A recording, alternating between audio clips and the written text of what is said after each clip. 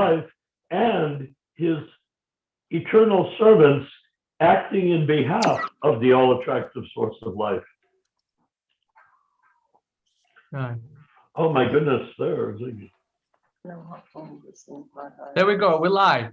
So, Share Okay. Prabhu, you had questions? You can ask now, or someone else can ask.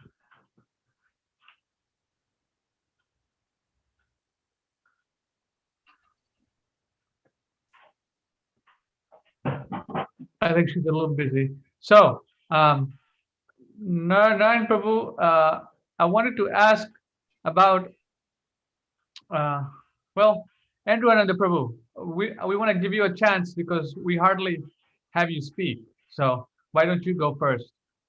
Who did you? Who? Andrew Ananda Prabhu. Oh yeah. I always feel his energy though, and believe it or not, whether he speaks or not, his voice or his silence makes a strong contribution. That we have to understand. On the spiritual platform, you don't have to be there waggling like a sports forecaster or something, waggling your hands in the air. Just who you are and what you're intending will create the presence. So I always sense his presence.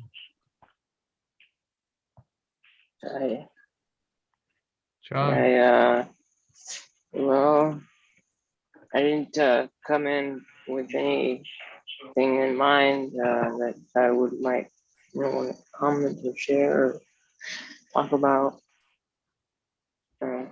discuss. Let's see, what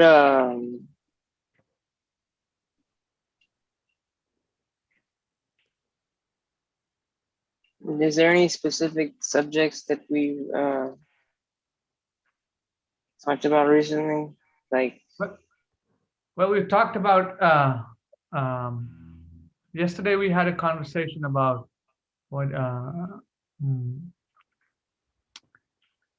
did we have a conversation? We were talking about. We talked about being guided by Paramatma from within. Yes. Yeah, and that really distinguishes. There's a distinction between learning about Krishna consciousness, studying Shastra, chanting, doing all the regulative things as a devotee, which is how you get to any place in Krishna consciousness, because you're starting from the platform of ignorance, and by chanting, etc., you gradually connect with the platform of your transcendental existence, namely spirit soul, the Sat. From the Asat environment, we dig through the environment of Asat to get to who we are, namely Sat. We are Sat. So now here's the deal. The interesting part is that once you make a practice of doing that, and that's what I'm suggesting we do as a formal presentation, you can go to any ISKCON temple, go to a class, read, or you can read books, you can listen to everything. I assume that everyone has done that. We're not here to duplicate what people are already doing. What I'm hoping for is people beginning to say, okay, I get it. Now let me start acting as representing Krishna more than just seeking Krishna and playing around in life, looking for Krishna some of the time and most of the time not. We need to be ready, like a war soldier or samurai needs to know how to use his swords. And a kung fu knows to know how to use his hands to break through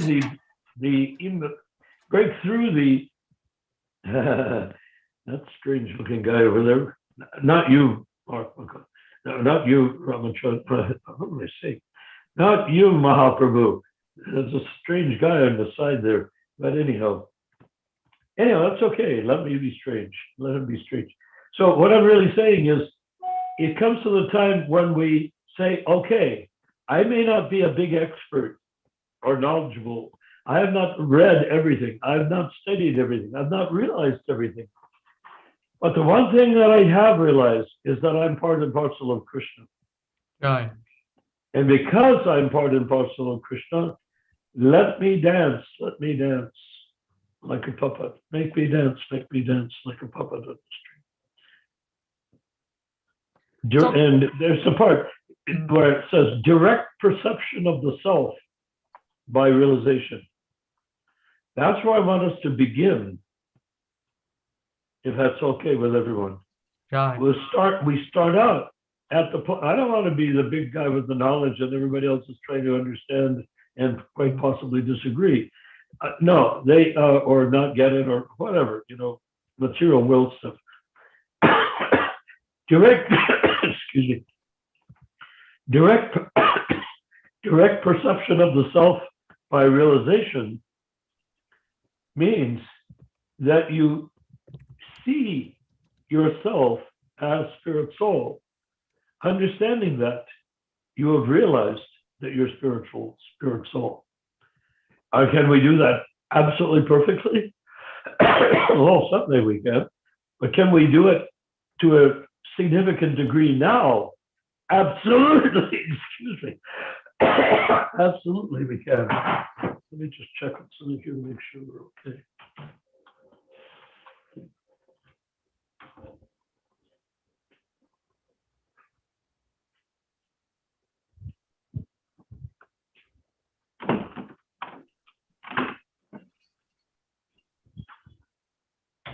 Yeah, I thought I was choking on smoke, but in any event, Okay. choking on something. But anyhow, do you see direct perception of the self by realization? That should be one of our clear on the front page mottos for our organization. Otherwise, we're just a bunch of other people like ISKCON going around in circles because we don't know how to go up. Yeah. Yeah. Direct perception of the self by realization. Going in circles. Yeah, that's a very nice way you put it, going around in circles. Well, people are doing that because everybody wants to, people don't even know what they want, frankly, in my perception, at least. They want vague things. Yeah. They want to become devotees of Krishna. They want bliss. They want to go back to Godhead. They want to become pure devotees. These are all ideas and concepts that they want. But it comes down to the everyday life. Well, what happens then? How close to that do you get? Well, it's stated, direct perception of the soul by realization. You know the whole thing? Something in joyfully performed, everlasting and joyfully performed. Yeah, I'll punch in a few keys and I'll find it. So, guys. Yeah. So if we understand that as the principle, why do we go there now? Yeah. With baby steps. Right. But let the baby be walking the right direction with his little baby steps.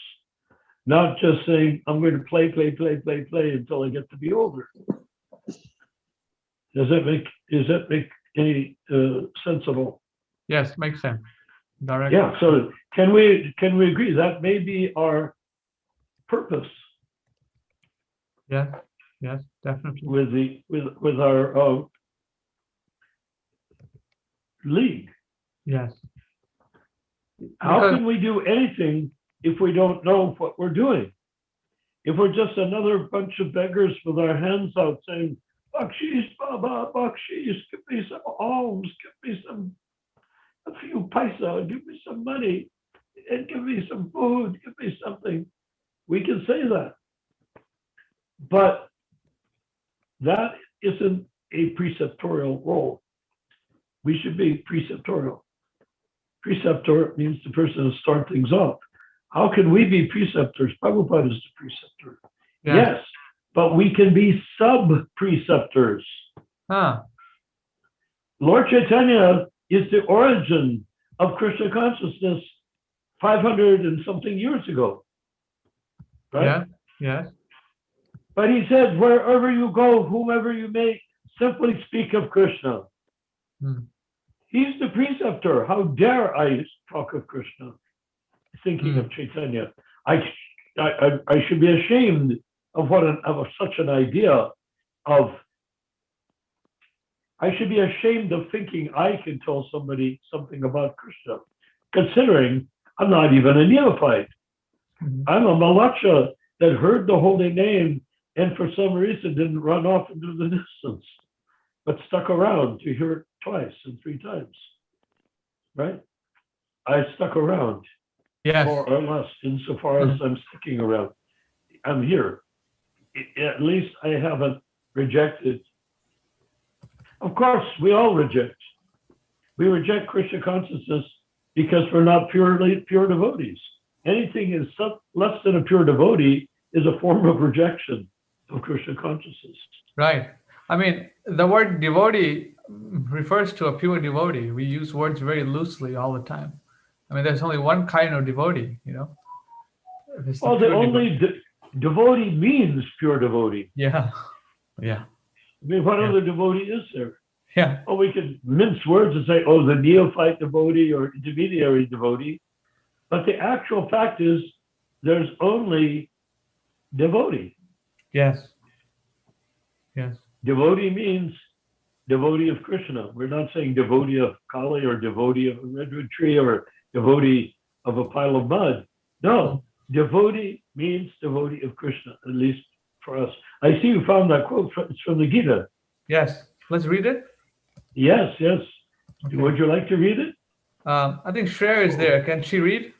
Oh, absolutely. That would be wonderful. Shreya Prabhu, are you there? If not, then I can read. Okay, we're reading from chapter 9, verse 2. Srila Prabhupada's Gita. It's saying, this knowledge is the king of education, the most secret of all secrets.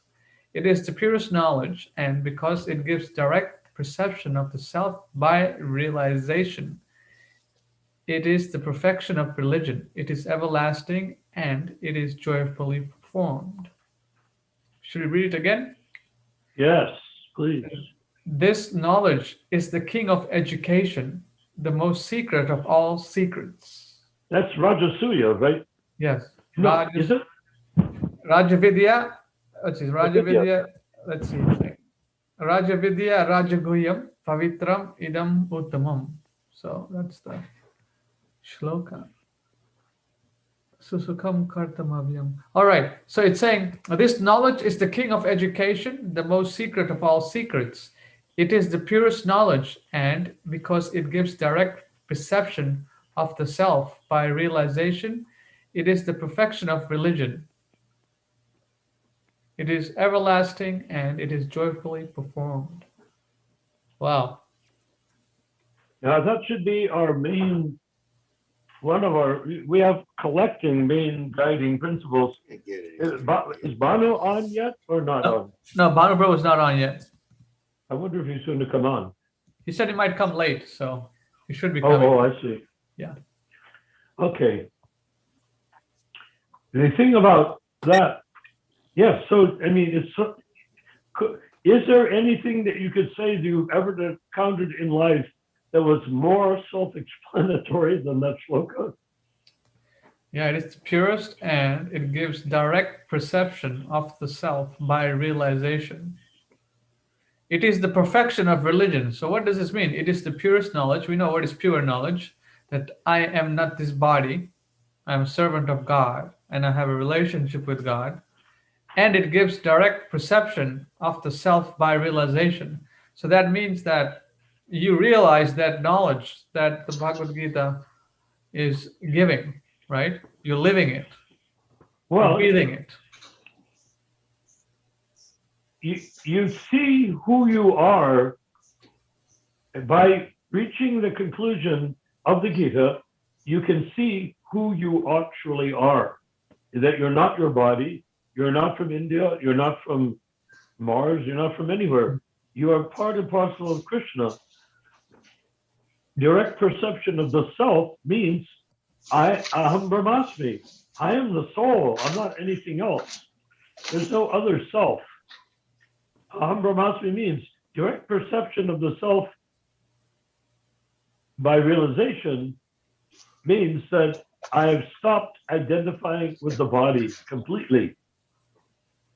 Or put it another way, insofar as I've stopped identifying with my body in any way whatsoever as myself, to the degree I no longer see my body as myself and that I see the jiva as myself, to that degree, it is the perfection of religion. I can see. Can we see it all at once? No.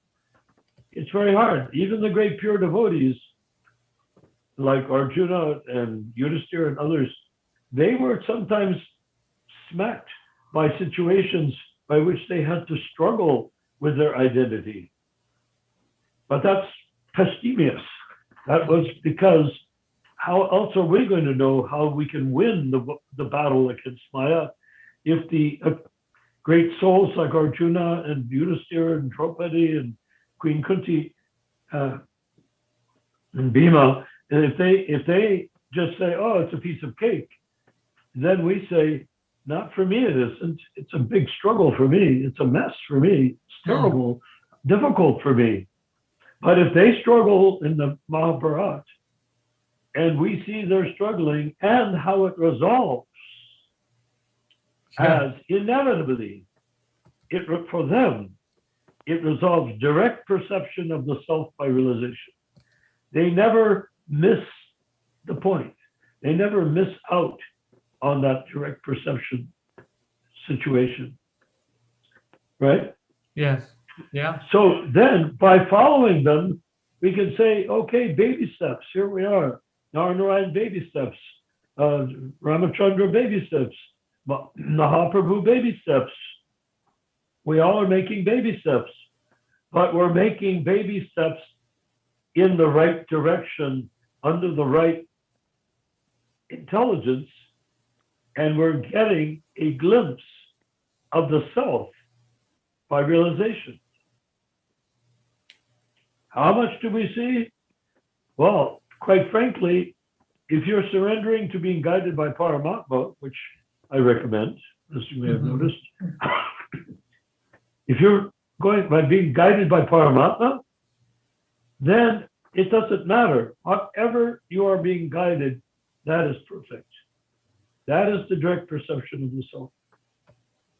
You can see, I am the soul.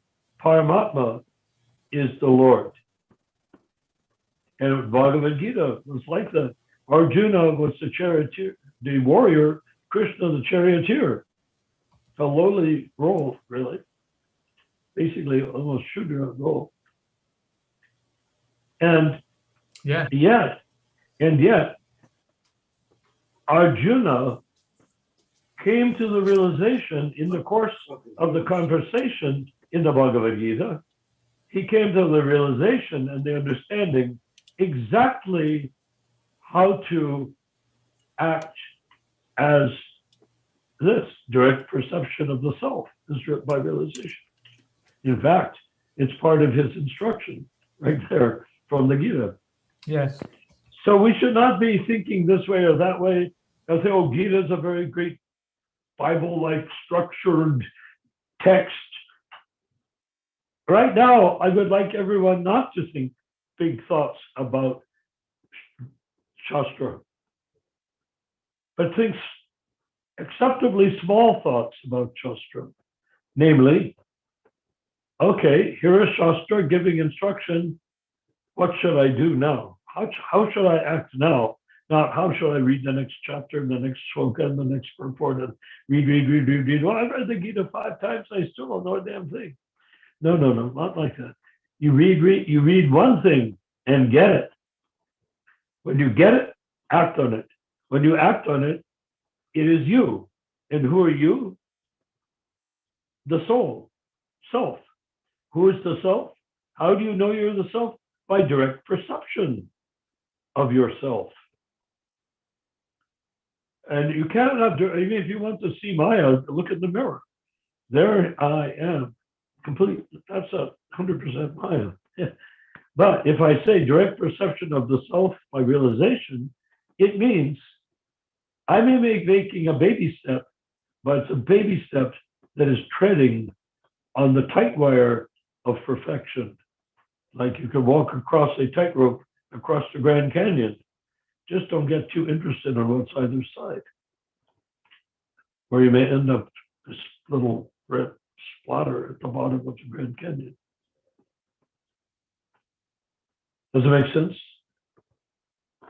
So I'm asking if everyone is willing to jump past scholarship, intelligence, learning, everything we were taught in school. We have to step past that process. Reading the Gita, not just the Gita, but reading that shloka in the Gita is past anything you can learn in an educational environment that is not that shloka in the Gita. Right, Jai. I mean, it starts off with Arjuna lamenting about the body, and then Krishna chastising him, saying that you're not this body. And then it ends by Krishna saying all kinds of things, then telling at the end, you surrender and just kill them all. Yes. Hmm?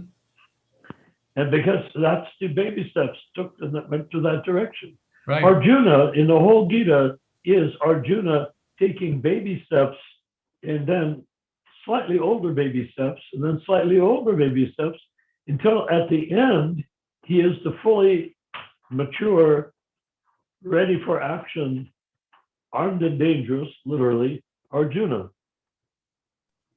He goes from being a hopeless person, weeping like a mother that doesn't want to see her child die, or child that doesn't want to see their father and mother die, to a transcendentalist, which means all of this is within the context of the drama, but I must act according to myself, meaning direct perception of the self by realization. There's Mahaprabhu again.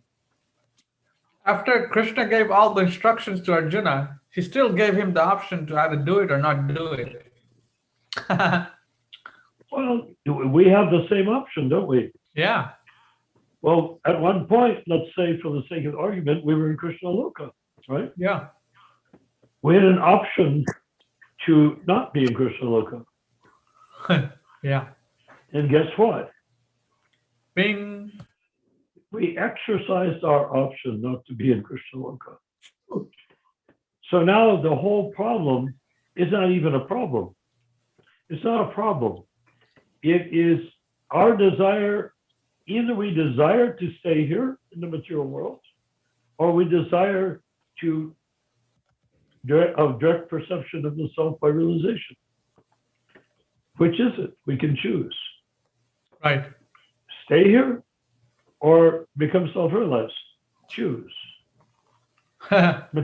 Material covering or transcendental realization. Choose. Just like Arjuna, nobody is forcing anyone to be a devotee. Even when you become a devotee, like, you join a temple and you find a initiator to pretend that he can take you back to Godhead. When all of that goes on, you still have a choice. You're never without a choice. You say, well, I've surrendered to Krishna, meaning I moved into the temple. Or I surrendered to Krishna, meaning I gave vows not to break the regular principles. Or I surrendered to Krishna that I'm going to go to morning and evening classes, I'm going to read Prabhupada's books, I'm going to do all of these things. That is my surrender, but it's a choice. And even within that choice, there is disobedience also. You said, well, I left one round unchanted, I think I'll do it tomorrow. Well, there goes your vow, Does that make sense? Yes. So everyone is constantly exercising choice. So we are exercising choice by having this Zoom conversation for the league. And a league means a group of people. League means in league. I'm not sure exactly the exact meaning of the word league, but it means, okay, league comes from the same as legation. League is like ligature.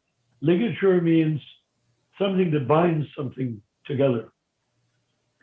So being a league means we are somehow or other choosing to be bound together by the principle, which is, how do we deliver the fallen souls over the next 10,000 years? And I don't want anyone to feel that they're trapped. You don't have to do it. You don't have to go back to Godhead either. You don't have to leave Christian logic in the first place. You don't have to do anything. You get to do what you actually want. Each of us gets to do what he wants.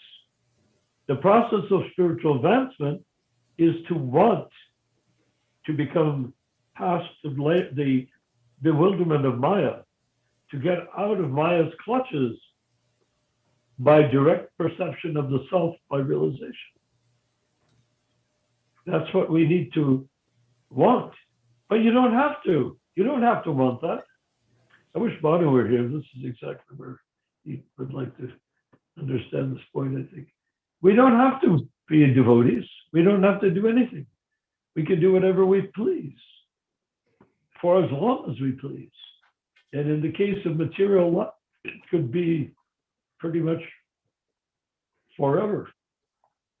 We can be bouncing around in the material universe forever.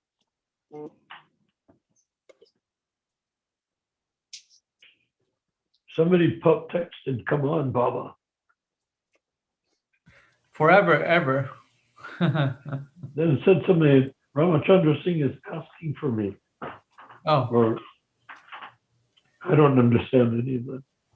Oh, it's probably I was speaking and it was muted, so that's why. Oh, I see. Yeah. Okay, so that's what I'd like to say for the moment. Does that have any resonance? Do you like the idea? Yes. Okay, so go ahead. Getting out of the bodily conception of life, knowing that we're spirit souls, but many times the needs of the body drag us down. Our consciousness is not so fixed up. Even though we theoretically know that we're not this body, we still get dragged down. So, but you don't need to be.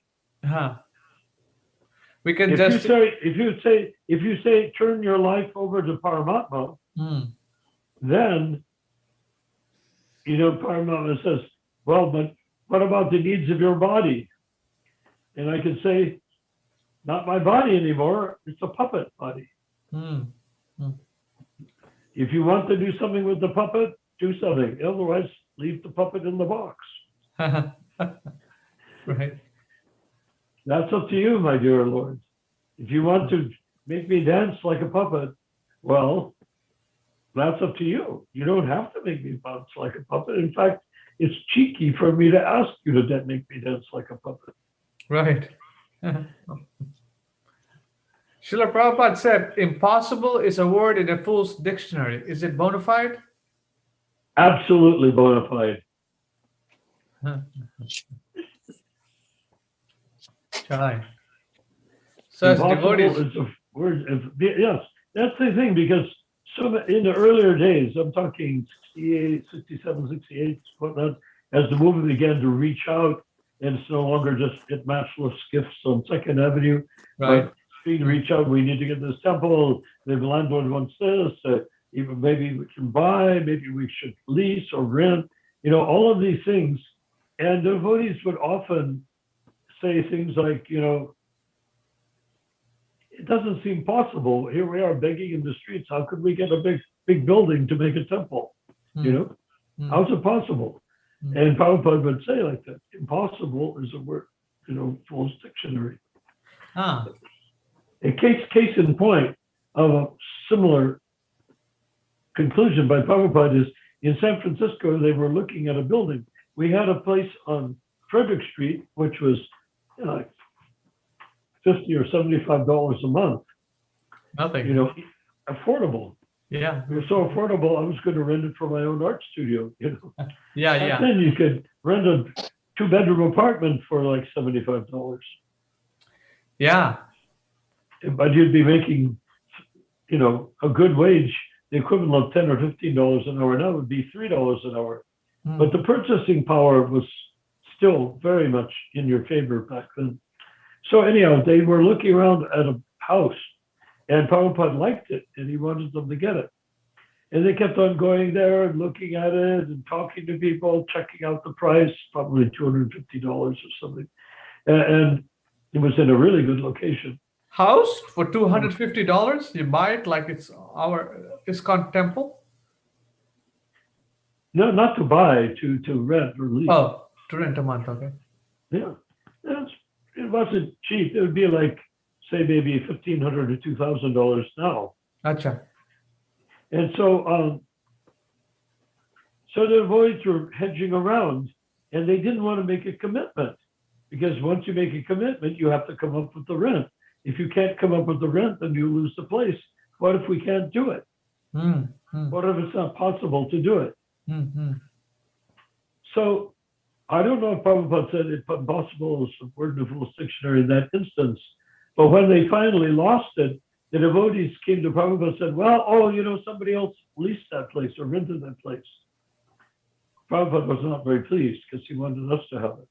And the devotees said to Prabhupada, I guess Krishna didn't want us to have it. Look at that suicide note that you leave on the dead body. But I guess Krishna didn't want us to have it. Prabhupada wheeled on him sternly and said, do not blame Krishna for your mistakes. So that when Prabhupada said, impossible is a word in a Fool's Dictionary, he was really saying the same thing. If you make a mistake, don't blame Krishna for your mistakes. Don't say, I didn't have the money, I couldn't do it. It was beyond, it wasn't possible, Well, if you think it's not possible, why are you blaming Krishna if you say Krishna didn't want you to have what you say is now impossible? Right. So that's what we're doing the opposite of in this meeting, this Zoom. Everything is affirmative. Everything is possible. And if somebody says something and it's possible, we can act on it. If somebody says something and it doesn't seem possible, we can discuss it and find out, is it possible? Yeah. That's what I've been thinking, like we come up with so many excuses, this, that, but we're being spirit souls. And if we're really sincere and Krishna is making us dance or Krishna is inspiring, all of Prabhupada's mission, vision can be accomplished, on at least a very minute degree, very small. Well, minute or not, I mean, on the transcendental platform, we're minute. Yes. But in Krishna Loka, we might be giants. Yeah, right. We're minute here because we don't have our Swarup. And this is it. And I've been checking in through the Shastras, doesn't talk very much about any of these things. It's very interesting. But if we understand that you have to have your Swarup to enter your rasa with Krishna, then that's what the Madhyamadikari platform is for, to develop your Swarup. Otherwise, how are you going to relate to Krishna? As what? A tourist? Right. You come there with Binoculars. sunburn, suntan lotion, glasses, a t-shirt says, glad to be here in Krishna Loka on your t-shirt, picnic basket, beach chair, and say, where's Krishna? I want to watch him. I want to see Krishna. I want to I've come all the way to Krishna Loka. Now I want to sit down and eat pretzels and jars of pickles. I want to sit down, have a little picnic, and watch Krishna's pastimes as though I had just paid $10 to go to the movies, to film. It's not like that. Everyone thinks it's like that. Why? Because in our material lives, it's like that. I would see the movie. Well, now it's like $20 or something. Do you have $20 in your pocket? Oh, yes. Okay, why not go in and buy a ticket? You go in and you sit down, and then you watch all the previews, and then you see the movie. And that's what you do, because you had a right to go there because you paid the money. So everybody's thinking, if I chant Hare Krishna at the time of death, I will have paid my money to go to Krishna Loka. So I can go in as a free man doing what? Well, I'll be in Krishna Loka. I'll just go dancing around and do whatever I please in Krishna Loka. What if you run into Krishna? Oh, I'll say, hi, Krishna. That's not how it works. You don't say like that, hi, Krishna. Oh, you might. It just depends on your rasa. But the main thing is you have to be in your eternal rasa with Krishna before you're in Uttamadhikari. That means you must have developed your Swarup under the guidance and tutelage of the same Paramatma that was helping you get stoned on pot or drunk on alcohol or chewing a steak of meat or something. That same Paramatma that helped you do all those things, cringeworthy things you'd rather not remember everyone says, okay, I used to do stuff like that, now I don't, so I'm good. I'm a good guy. But what if we look back at it from the point of view is, who showed me where to buy the steak? Who showed me how to barbecue the steak? Who showed me how to put sauce on the steak? Who showed me how to eat the steak? Krishna did. Paramatma did. Oh my God. It's a different thing. But it's why not are so much I gave up sinful things. It's like I engaged Krishna in doing things that, because I had sinful desires, I engaged Krishna in fulfilling those sinful desires. Right. He directed me to where the best beef merchants were. I wanted to get the best steak. He directed me to the best beef butcher shop. I wanted to barbecue it on a really good quality barbecue. He showed me which is the barbecue shop that has the best barbecues. You see, I mean, I'm speaking really gross, horrible stuff for a meeting of devotees. But just consider all the things we have done. Krishna has gotten us, has shown us step by step how to do them.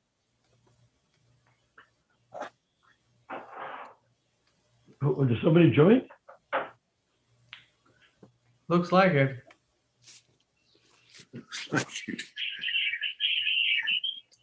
Okay. So one of the things I'm hoping for here, besides listening to people rather than talking, and that is what I would like everyone to consider, is that we can be speaking truth ourselves,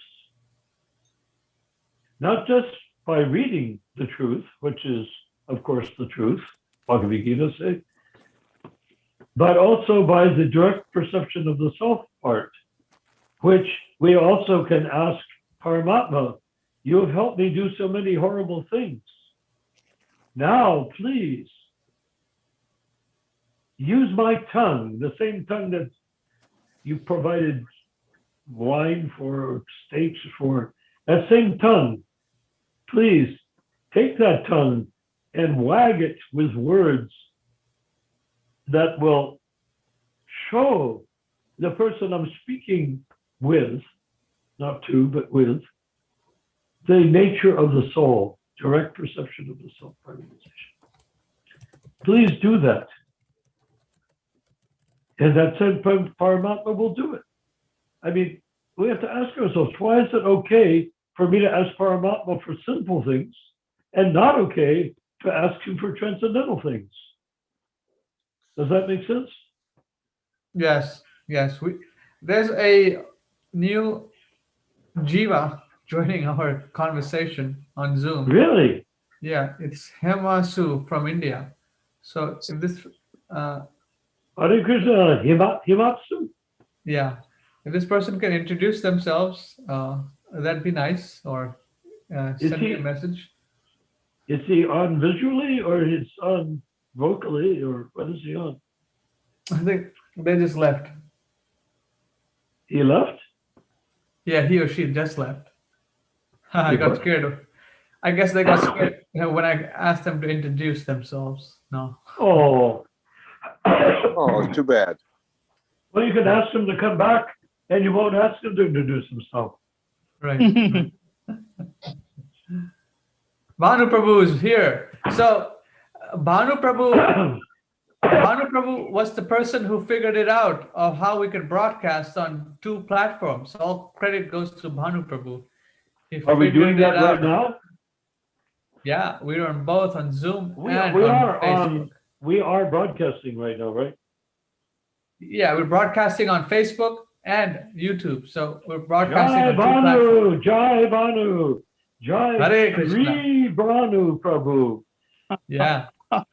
Jai His Holiness Bhanu, His Grace Bhanu, Jai Bhanu. Haribol, Haribol. Haribol, Haribol. Jai Bhanu. Yeah, he figured it out this morning. He was messing with it, and then he's like, I figured it out. Jai. So Fantastic. he tested it out, and he showed me how to do it. So It's incredible. Excellent. So we have now got twice the power. yeah, twice the power. So you can broadcast on. So we're gonna try to find more platforms to broadcast on. Maybe on some other platforms like Twitter or something, Instagram. 30 more platforms we can broadcast on. But 30 more? Oh my God. Well, let's get them all. Let's get them all. All the platforms. Is Prabhu Shreya still with us? I don't know. She's muted. Acha. Uh, But she's there, you think? she's probably hearing, or it's just the computer's on, or she said she might. She's gonna come back, or something like that. Oh, okay. Okay, Bhanu Prabhu, anything for tonight?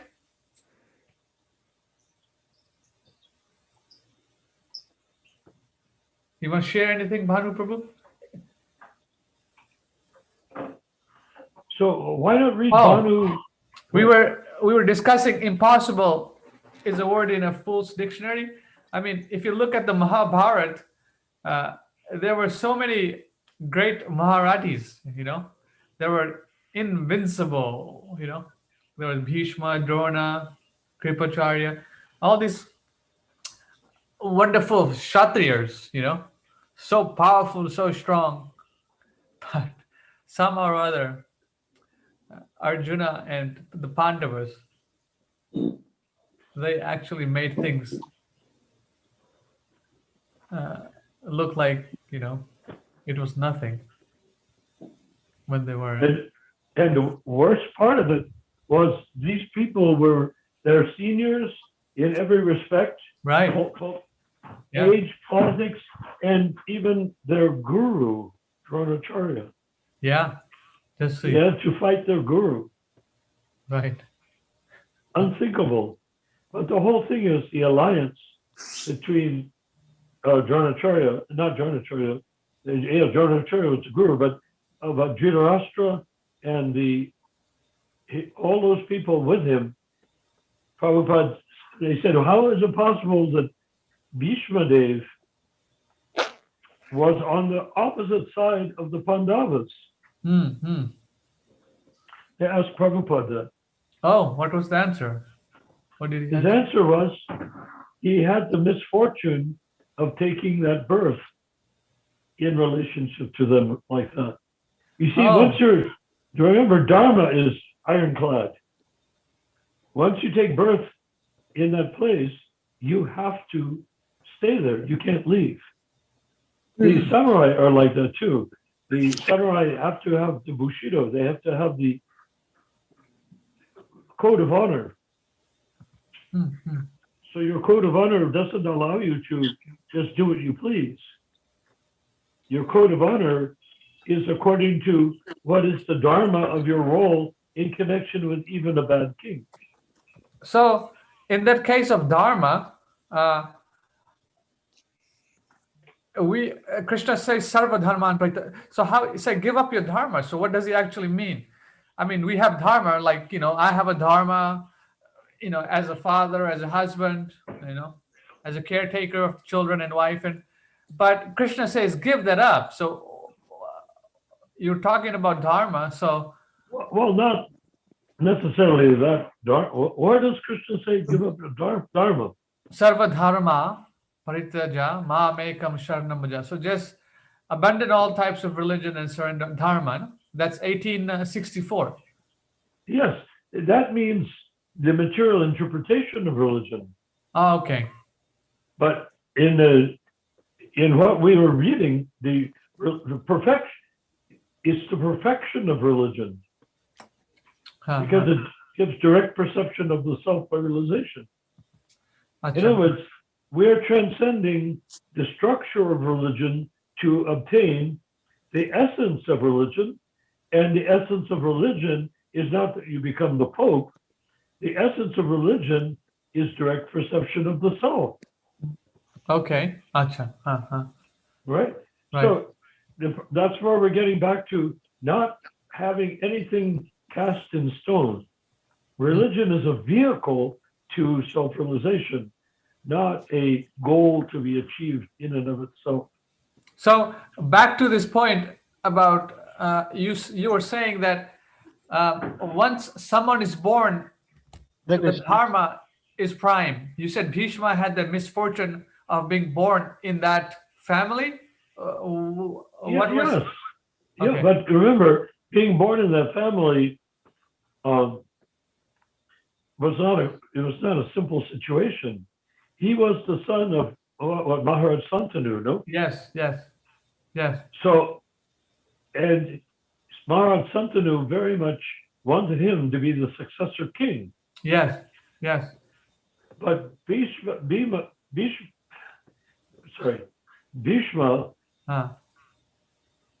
saw his father like lamenting. Right. And he said, "Father, why are you lamenting?" As a king, he said, "There's this fisherman that has this most attractive daughter of the fisherman. Can you imagine? Yeah. This daughter of the fisherman is so attractive, and I want to marry her." And so I went to ask, "May I marry your daughter?" I mean, there's a fisherman. Your daughter gets to marry the king. It's a no-brainer, right? Right. Wow, thank you for saying. But the fisherman said, "I'm not going to allow that." Are you there? I think you haven't given the people to permission to unmute themselves. Oh. Yeah. If anyone wants to speak, just raise their hand, please, because there's a lot of noise coming. So I'm just allowing one person to speak. Just raise your hand, and then you can speak. So Bhanu Prabhu, you're unmuted. Yeah, like that. Okay, so Maharaj Santanu went to see the fisherman. He said, "You lucky fisherman, your daughter can become a princess and a queen in my palace." And the fisherman said, "No, I'm not going to give my daughter to you." He said, "Why not? I should think you'd be delighted." And he said, "Far from delighted, because I'm a fisherman and you marry my daughter, you just marry her because she's attractive, but her children will not be kings. So why should I get involved in such a, as it were, nasty, somewhat X-rated sort of situation with my daughter. No. So he said, you have a son. You have a son, and he will be king. And that was Bhishma. No, Vyasadeva. Oh, yeah, Bhishma. Maharaj Santanu's son was Bhishma, right? Oh, yes, Yeah, yes, yes. Yes. Okay. So anyhow, he came back, he was lamenting with his head in his hands, very sad because he really wanted the princess and that the fisherman's daughter. So Bhishma came, what? One quick thing. We have a new person joining us. Prabhu, can you introduce Wonderful. yourself? With Yes, a picture? you. Yes, yes. Can you unmute yourself? Let me see. Hare Krishna. My name is Ram Subramania. Jai. Hare Krishna. Hare Krishna, Prabhu. Jai Radha, you look like a sadhu to me. I You look- try to be, but You're familiar with Srila Prabhupada's books and his movement? yes, I have been practicing, sort of practicing for 3 years now. Oh, amazing. Wonderful. Wow. Where? I feel very like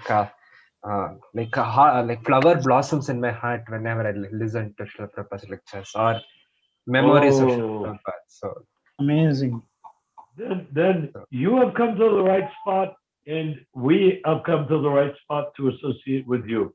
Anyone who can say that is very inspiring. So Hare where do you Krishna. live? Where do you live? Jai, this is Mahaprabhu. Where do you live? I live in Bangalore. Bangalore? Yes. Oh, really? Are you affiliated with any particular temple? Yeah, like I have been to temple, but no particular temple. Like Acha. just to have darshan, I go. Yeah. Jai.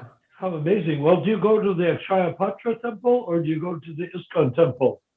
I go to both, but I have I know devotees from there, but I don't like side with any of one of them. That's good. What you're doing is perfect.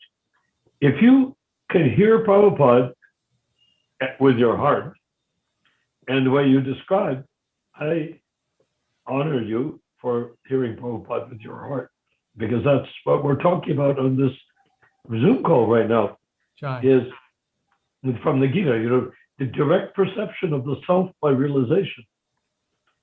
And the self is what? Aham Brahmasmi. I am the self. I don't have a soul. I don't have a soul. I am the soul. Aham Brahmasmi means I am the soul. It doesn't mean I have a soul. The Christians muddied the waters by saying, oh, you have a soul. Because of that, they've made everything so impossibly complicated and blood-curdling because of all the murders that they like to perform. Can you say your name? Rama Subramania. Subramanya. Yes. Rama Subramanya? Subramanya? Yes. You like the famous violin player? Yes. Are you related? No. No. But it's in the same family, right? Like you look great. You look noble. What? You look the like same demigod, like Subramania, like Yes. Shiva's son. So like you look like you're 17. How old are you? I'm 20. Are you 20? This month I'll go 21. Oh, Jai. You see, Ramachandra Prabhu, we want crowds of people like Sri Subramanyam Prabhu to come with us. We want him, not a crowd of him and others of like mind. That's what Prabhupada was looking for in the beginning of the movement. And there's no reason why we can say, oh, the movement's been there for decades, so we have to go with what they're doing. No, we can go back to what Prabhupada originally wanted and wanted ourselves.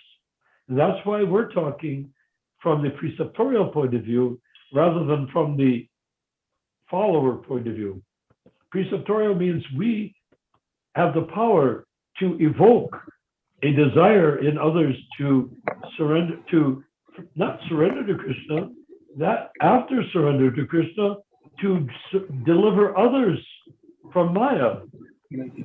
We want to make a connection with other beings to deliver them from repeated birth and death, not to create a group or a society. And that he has done, he has said, by listening to Prabhupada, he is getting that. Yeah, very We inspiring. should have, everyone must be like that. Yes, like whenever I listen to his lectures, he's like he's person of the future and the person of the past. Like all his thoughts are so meaningful to me. Like today we have something like decentralization where computers are decentralized, but Srila Prabhupada at that time told there is no need to be centralized society, need to decentralize. Like his scientific experience, his scientific knowledge, nobody could match. John. Yes. I like that. Wow. Like the more I listen to his lectures, I like appreciate him more. Yeah, that's what we're working on here. Like Decentralized. 20th century, people were like, we go to moon, we go to sun, we are intelligent, but this sort of decentralization, the topics of Bhagavatam and the spiritual plane, and even many words in English, I give, like Srila Prabhupada give a new meaning, like society, consciousness, intelligence, all these words in dictionary you won't get, but when you read his books, you have a different meaning to those. Very nice observations, Prabhu. John. Yes. Right. Well, Prabhu. Well, amazing. We are going to Mars, but not in our words. Oh, Hari Bol Prabhu. Amir Hare Prabhu is here. Jai. Good Be to your see Prabhu. you. So,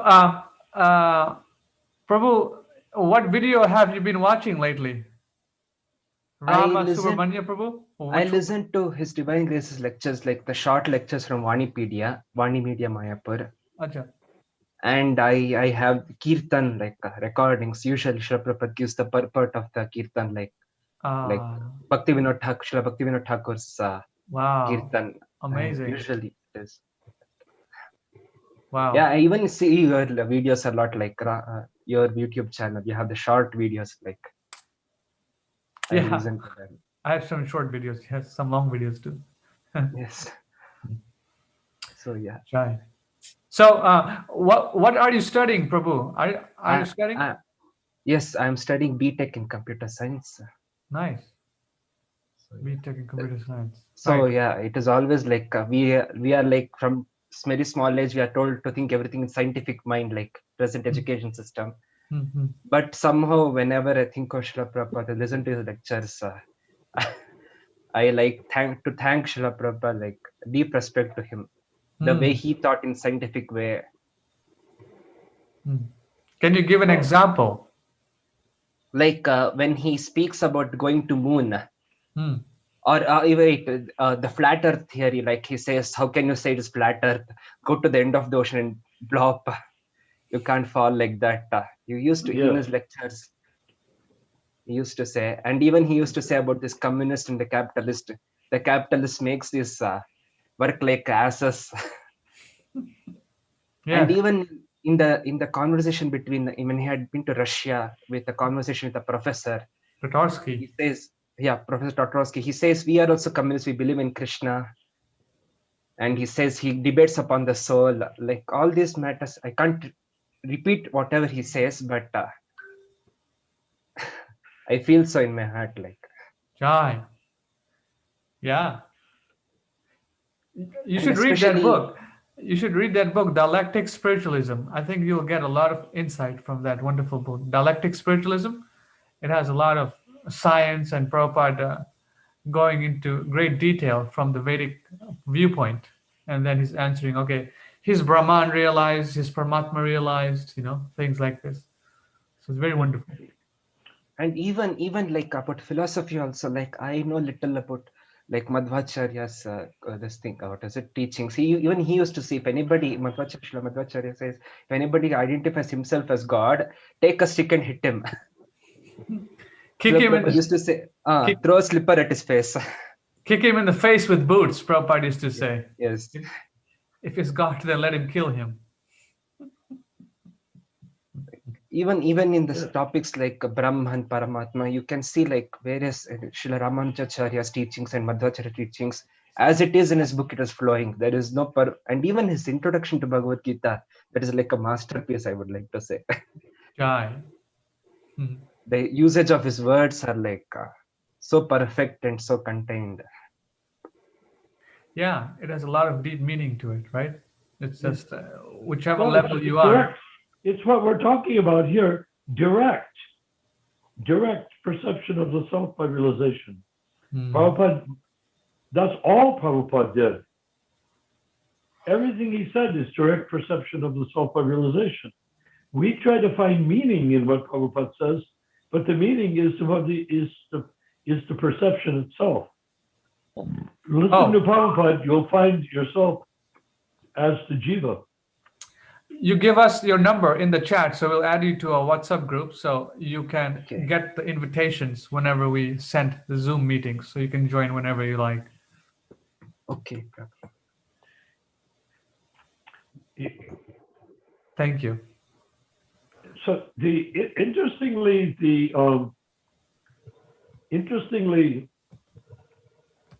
the computer science deals with algorithms, right? Yes. Now, to me, the algorithm is like somebody is finding a bush covered with blackberries or some type of sweet berries or fruits, and they go and they harvest it because they want it and they can use it. They can make a living with the blueberries or whatever berries they pick. But the interesting thing is, what are those are algorithms, and people use them in computer science to make a living, right? To make a science out of it, and that's their job. What about the fact that every structure has an ultimate outcome? Everything has an ultimate outcome. So what is the ultimate algorithm in existence? Is Krishna. You can get there algorithmically too. That would be interesting if, as you study, you see what you could find to show how, it's like set. You studied in school set theory, sets and master sets and subsets. Well, we're all subsets of Krishna, and our groups and everything is subset of Krishna. Krishna is the master set of all the master sets. How do you define the master set of all the master sets? All attractive. All attractive means Krishna, right? All attractive. Is that right? Yes. Okay. So Krishna is all attractive. That's the top of the algorithmic heap. All roads lead to Rome. People say all roads lead to Rome, but they say that for really peculiar reasons. Because if they say all roads lead to Rome, why would all roads lead to Rome? Well, it's simply put, it's because the Roman built all the roads coming from Rome. So all roads leading to Rome means I am a merchant with a camel with some silk on it or something of that sort. I'm walking up a road. Well, which road should I take? Oh, you can take any road because they all lead to Rome. Now that's the merchant's point of view, like the jiva's point of view. But why do they all lead to Rome? Because the Romans built the roads coming from Rome so that all their military machinery and armies could stomp along heavily without getting stuck up to the waist in mud. They built roads. So all the roads leading to Rome is like all the notions of God lead you ultimately to Krishna. But more importantly, Krishna is the source and the origin, like Rome, of all of those paths of religion. So he's the source. So we don't have to compete with religion. We can just say, let's embrace the origin of religion, the all-attractive source of life, because he's the master of the master set. Does that make sense? Yes. Hare Krishna. Yeah. Yeah, it's something that delights the mind. Anyhow, so here we are. So what are we going to do next? We were speaking about Bhishmacharya.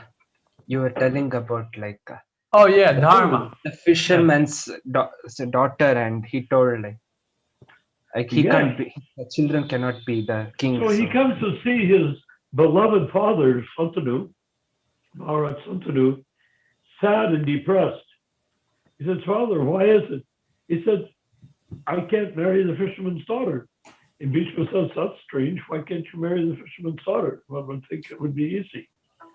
And he said, no, because he said, I already have an heir. And because I have an heir, my child by the fisherman's daughter will not be the heir to the throne. So he said, no, I don't want my daughter to get married and just be a girlfriend or concubine on the side. I want my daughter, if he's going to marry the king, I want her child by the king to become the next king. And so Bhishma, hearing his father say that, went off and made a horrendous vow. And that horrendous vow was he was going to remain celibate, Naistika Brahmachari, celibate forever, his whole lifetime, and never get married. And so he came back and said, Father, you can marry the fisherman's daughter now. He said, how? I made a vow not to ever get married. And he said to his son, no, take that vow. You can't do that. Oh no, I mean, she's a nice girl, but I'm not going to deprive you of being the king. And Bhishma said, well, it's too late. What do you mean too late? I made a type of vow that cannot be retracted. It's a 100% vow, and it cannot be changed. So because of that, Maharaj Santanu realized that his son would not take back his vow, would never become king. Can you imagine Bhishma, the king? He would have been the greatest king instead of Dhritarashtra, of course. And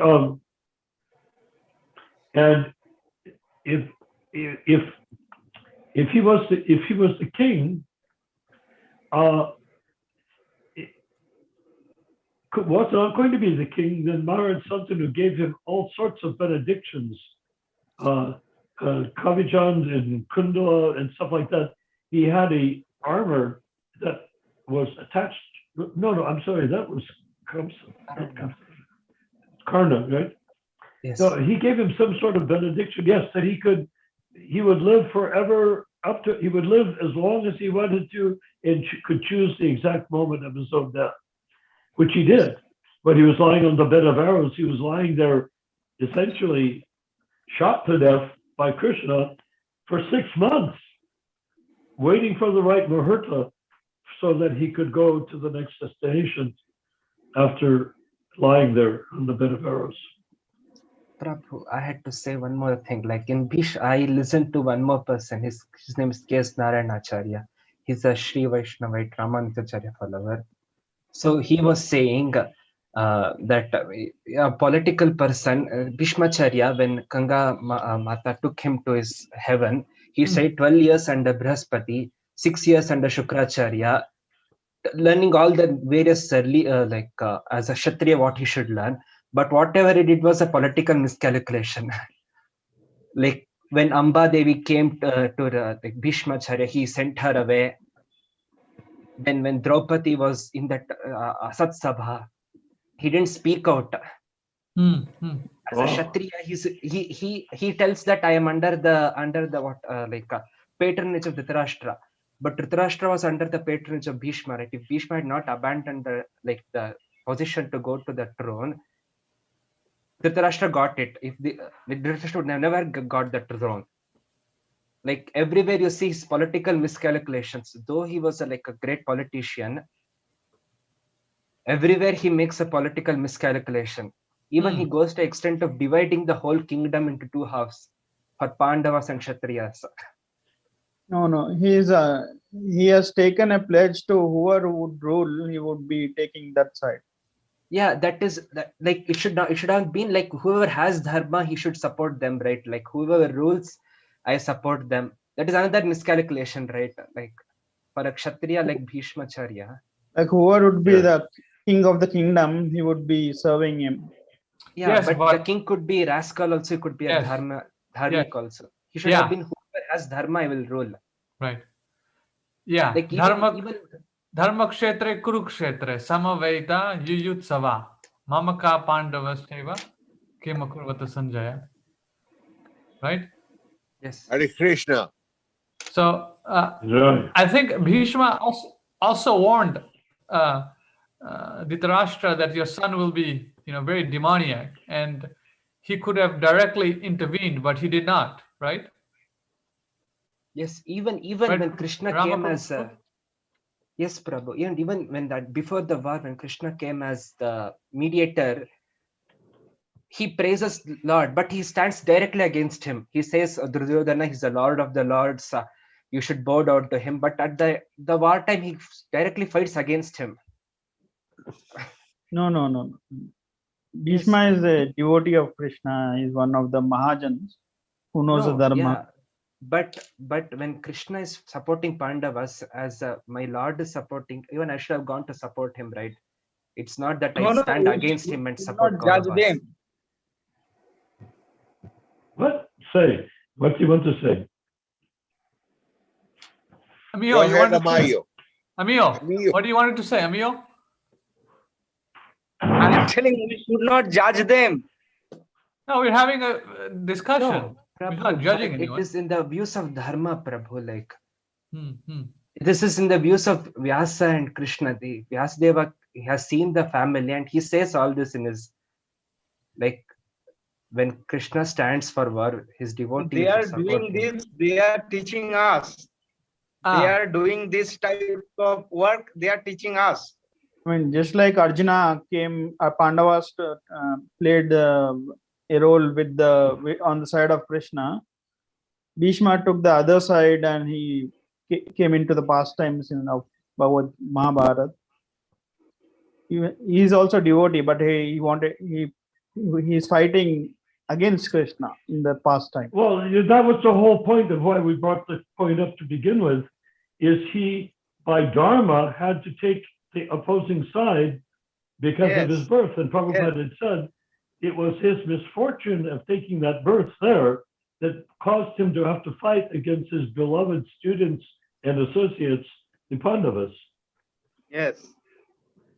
But that's the way Dharma is, because in the end, it's in Japan, they call Bushido, or you go by the honorable thing to do, not what you feel like doing in your heart. So Bhishma had no choice but to fight them, as did Dhritarashtra's half-brother had no choice but to be there. In the end, he went to see the sage Maitreya. What was his name again? Vidura. Yeah, Vidura kept on trying to guide Dhritarashtra, but Prabhupada points out that Dhritarashtra was not only physically blind, he was also spiritually blind. Yes, yeah. So Vidura gave all the good advice to Dhritarashtra, but Dhritarashtra couldn't accept or understand any of it.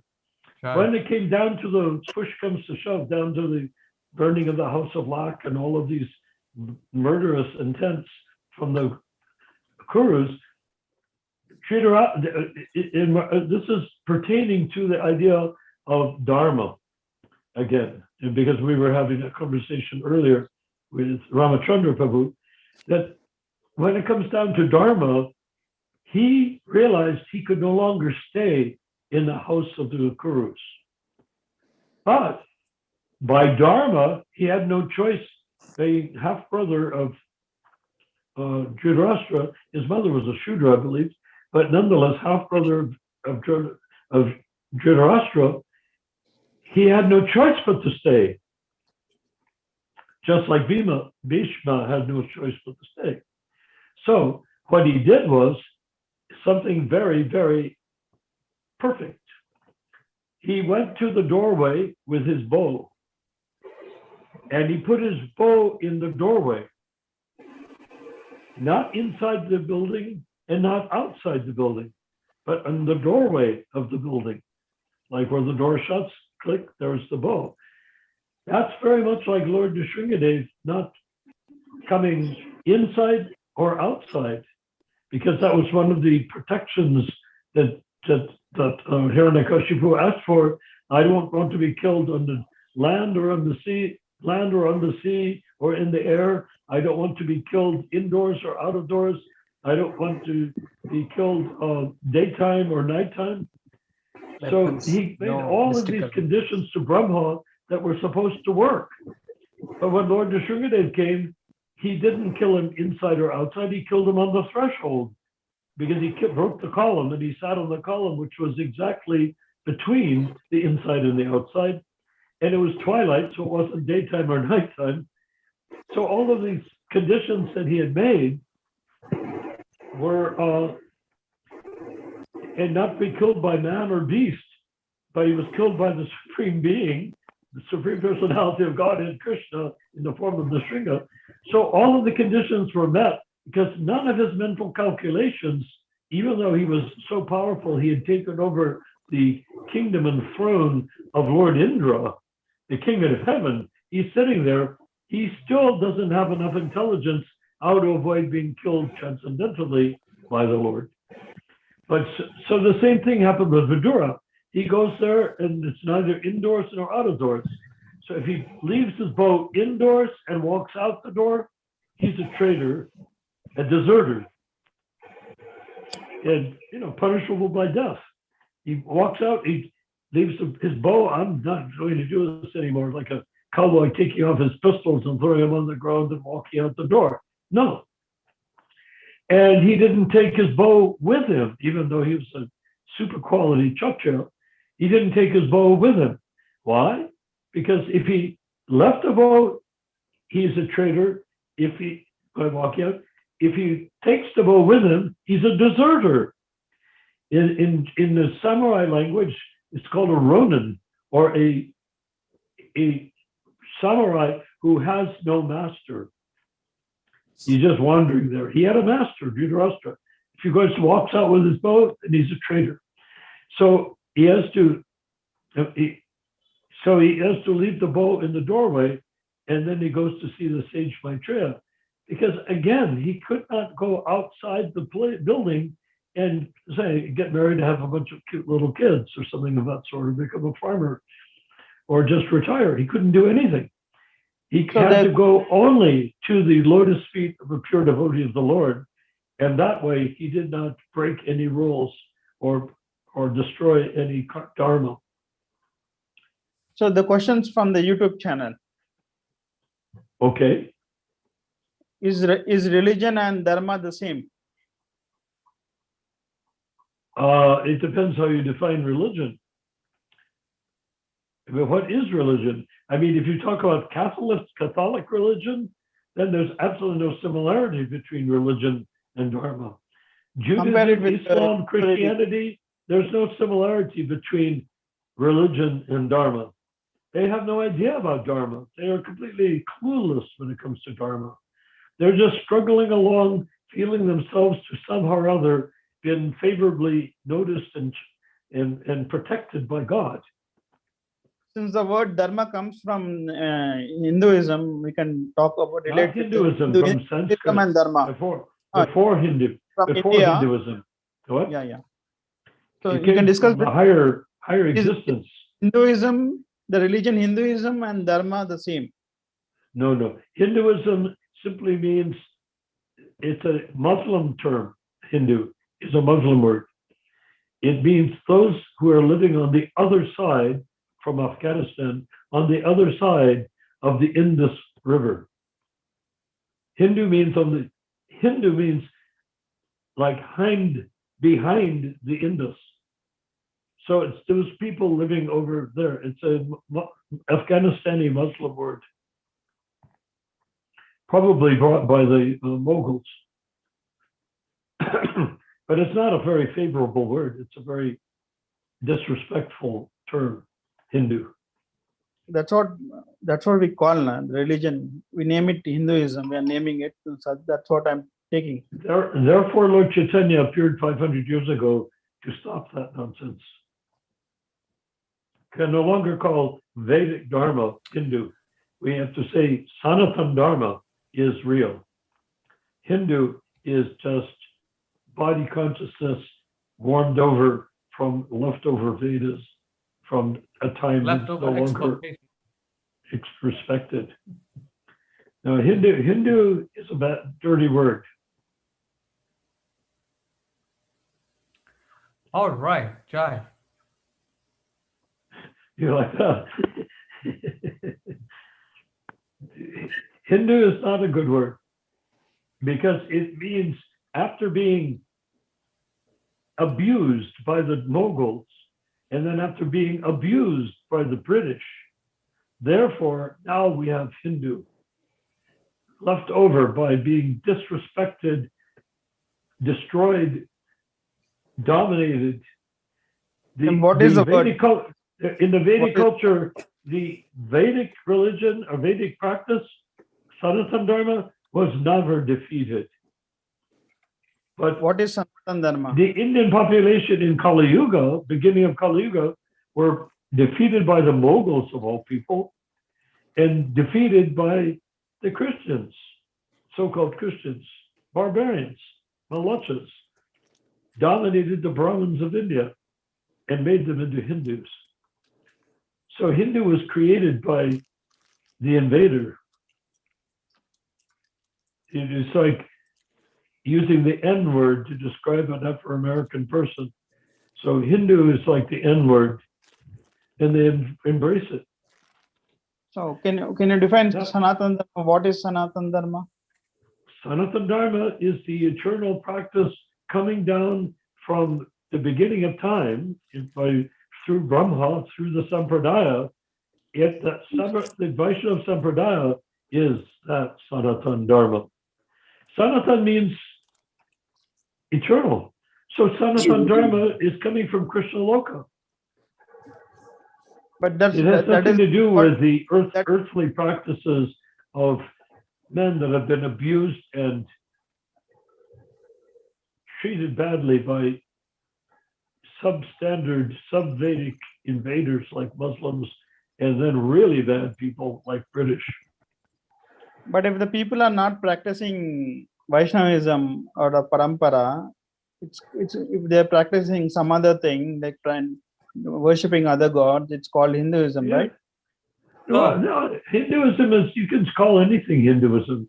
Yeah. If it's on this, if it's on the India, if it's on the side of the Indus River where India is and not Afghanistan, then anything can be Hindu there.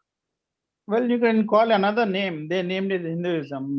If they wouldn't have named it Hinduism, Yeah. we might have named something other. It's like the N word, Bhanu Prabhu, we don't have to use the Hindu word. Why we use right? Why do should we? Like the British, you know, in Bengal, our dear godbrother from Bengal is here too. Emil?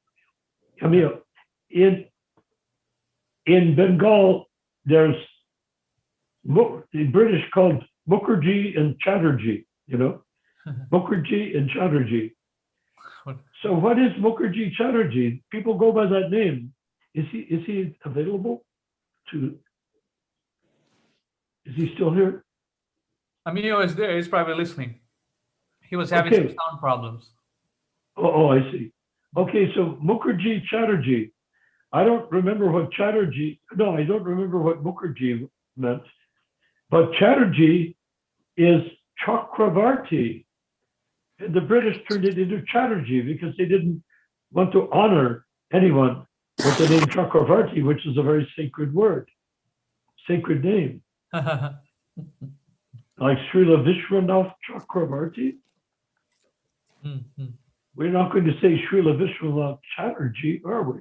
But the British would. So we have been gangbanged, raped, sodomized by two invading forces. And then we take up what they tell us to call ourselves. That's embarrassing, no? They destroyed a culture as best they could. They did whatever they could. What's his name? Lord Macaulay said, they've got a better, if Lord Macaulay went to the House of Lords and said, these Indians, they have a much higher culture than we do. They're more civilized than we are. They're richer than we are. They have everything in their favor that we don't have.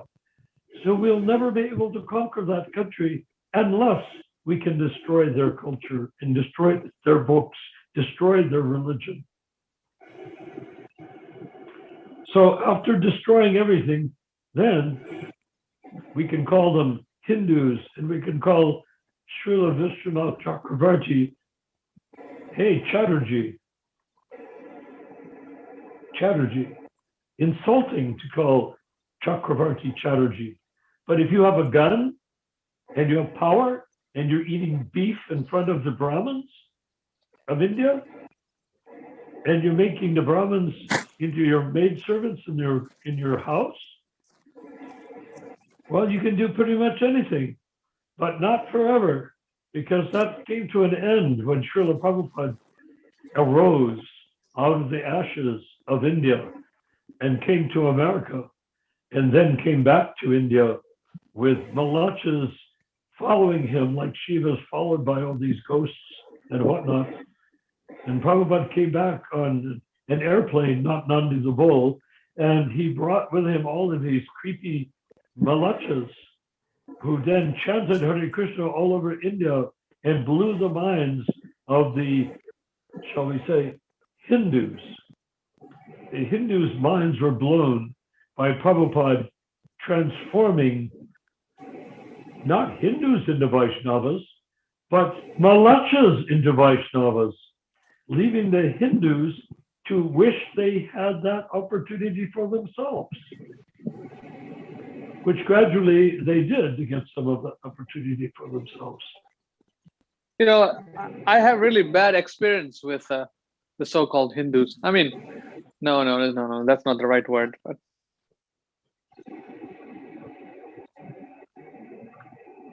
what does that mean? I mean the initiators. They act like Hindus.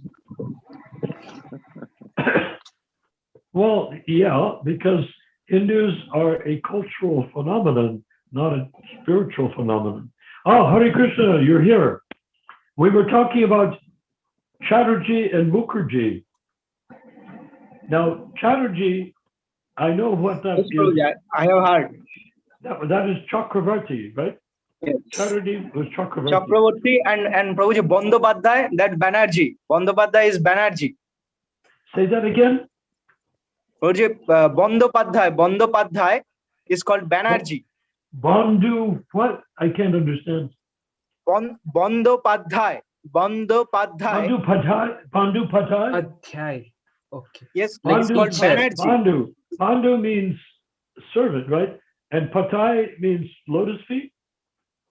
No, Prabhuji, I am telling that Chakravarti is the transferred Chatterjee, and Bandopadhyay is they transferred it to Banerjee. Yeah, oh, thank you.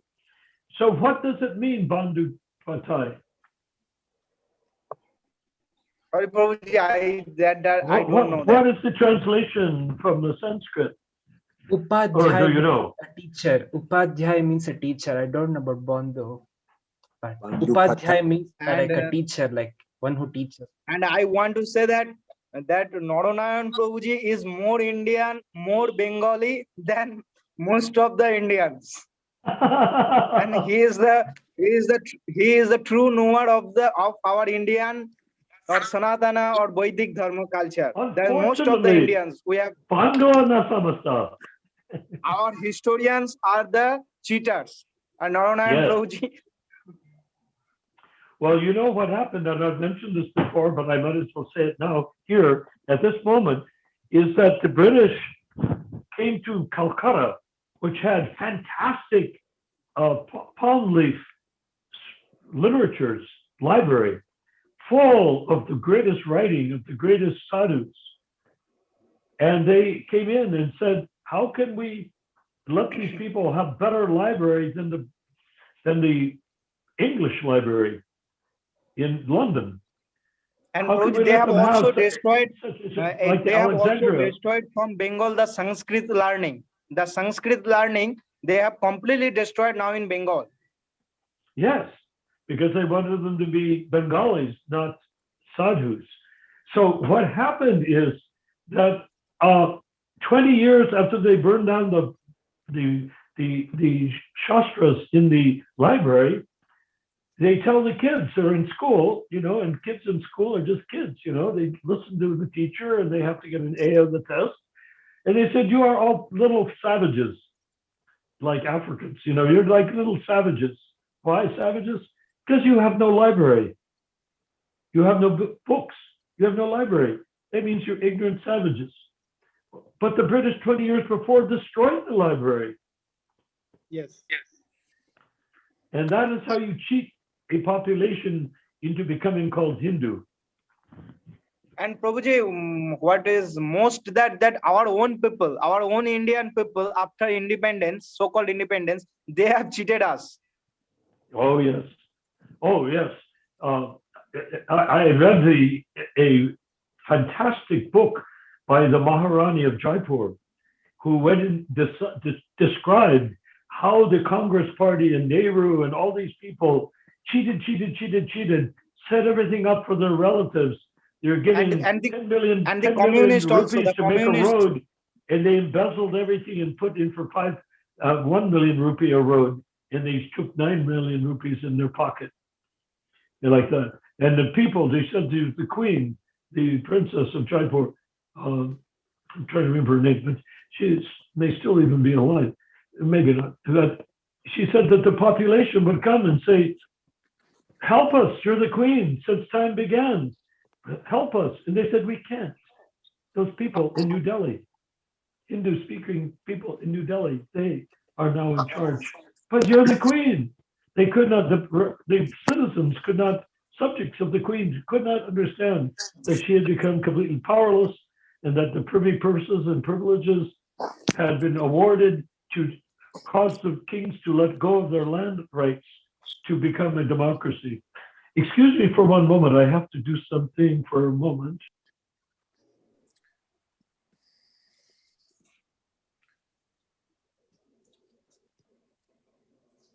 Oh, Amio, you were asking about Bada. Huh? Yes. Yeah. So no, I want to know why he has, Prabhupada, what is the story behind? Well, he's a Prabhupada. Prabhupada initiated him, but he had a service in the BBT, Spanish BBT, and then he was part of a deviant group that Prabhupada stopped. And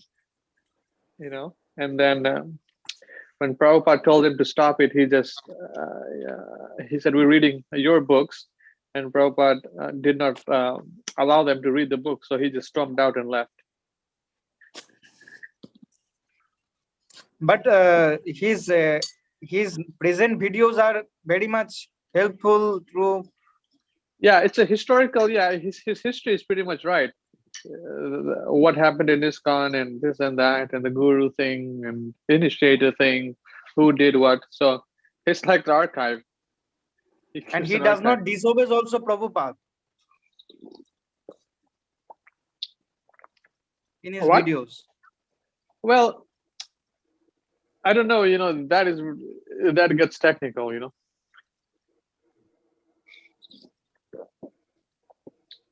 He supports the Ritvik, he supports the so-called Ritvik style of initiation and this and that, but he's mostly criticizing the initiators. He's not providing a solution. I mean, maybe he is providing a solution, but most of the time he's just criticizing. I remember his like video remembering Srila Prabhupada. Like he used to say he met him in the park. Yeah, I remember. It's there in the YouTube.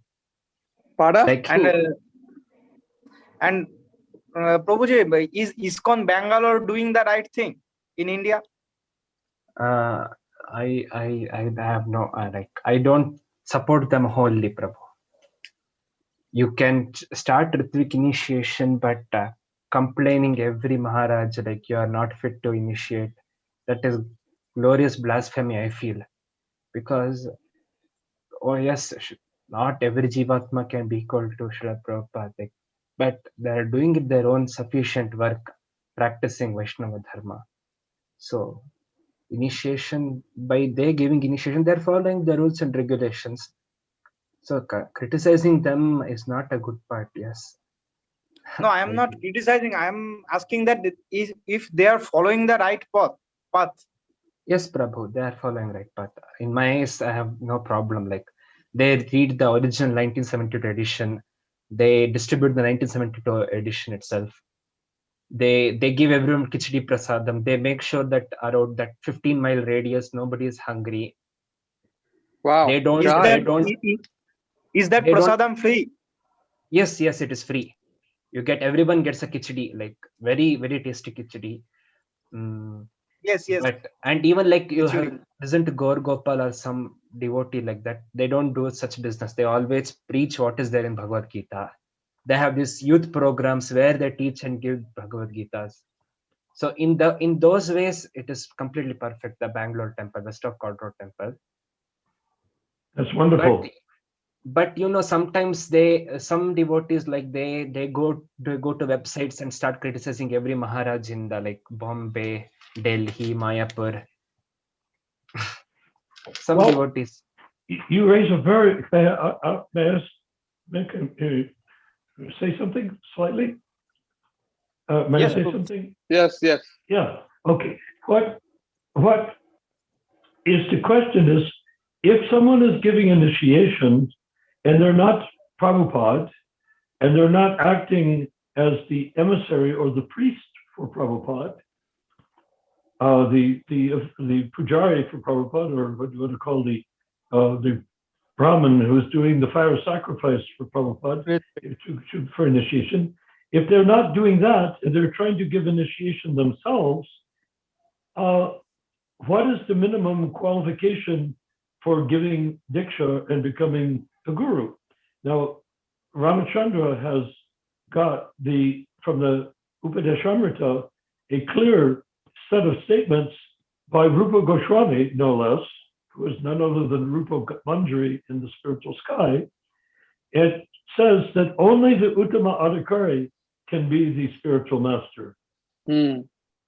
So Bangalore, they say Prabhupada is a spiritual master. And even though I have been initiated personally in 1968, September 20th, by Srila Prabhupada, and I have never questioned that.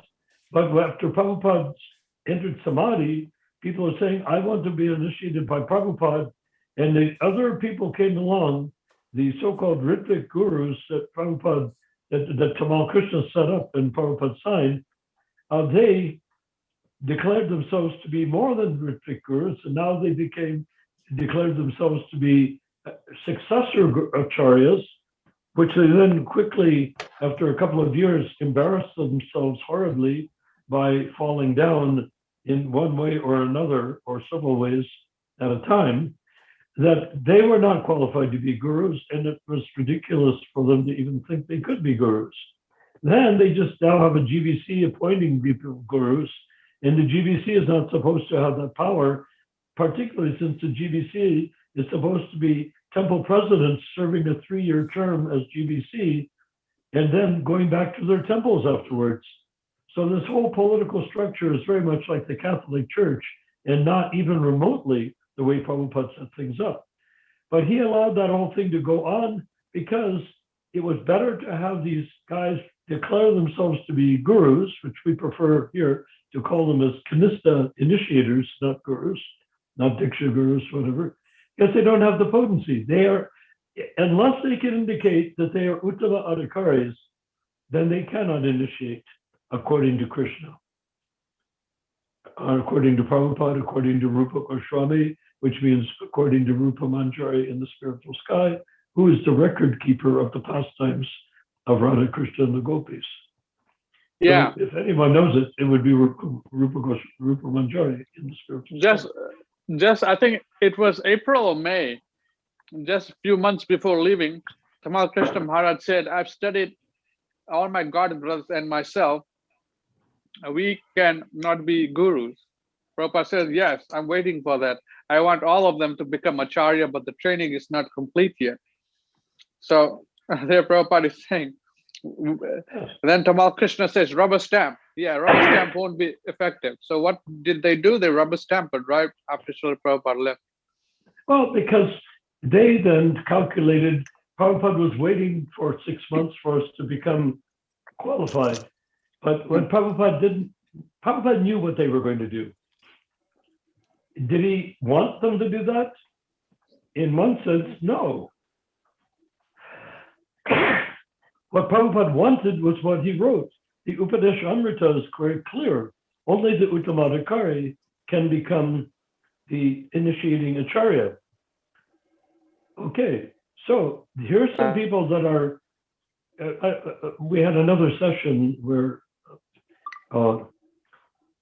other devotees were also in conversation, that of the 11 Ritviks,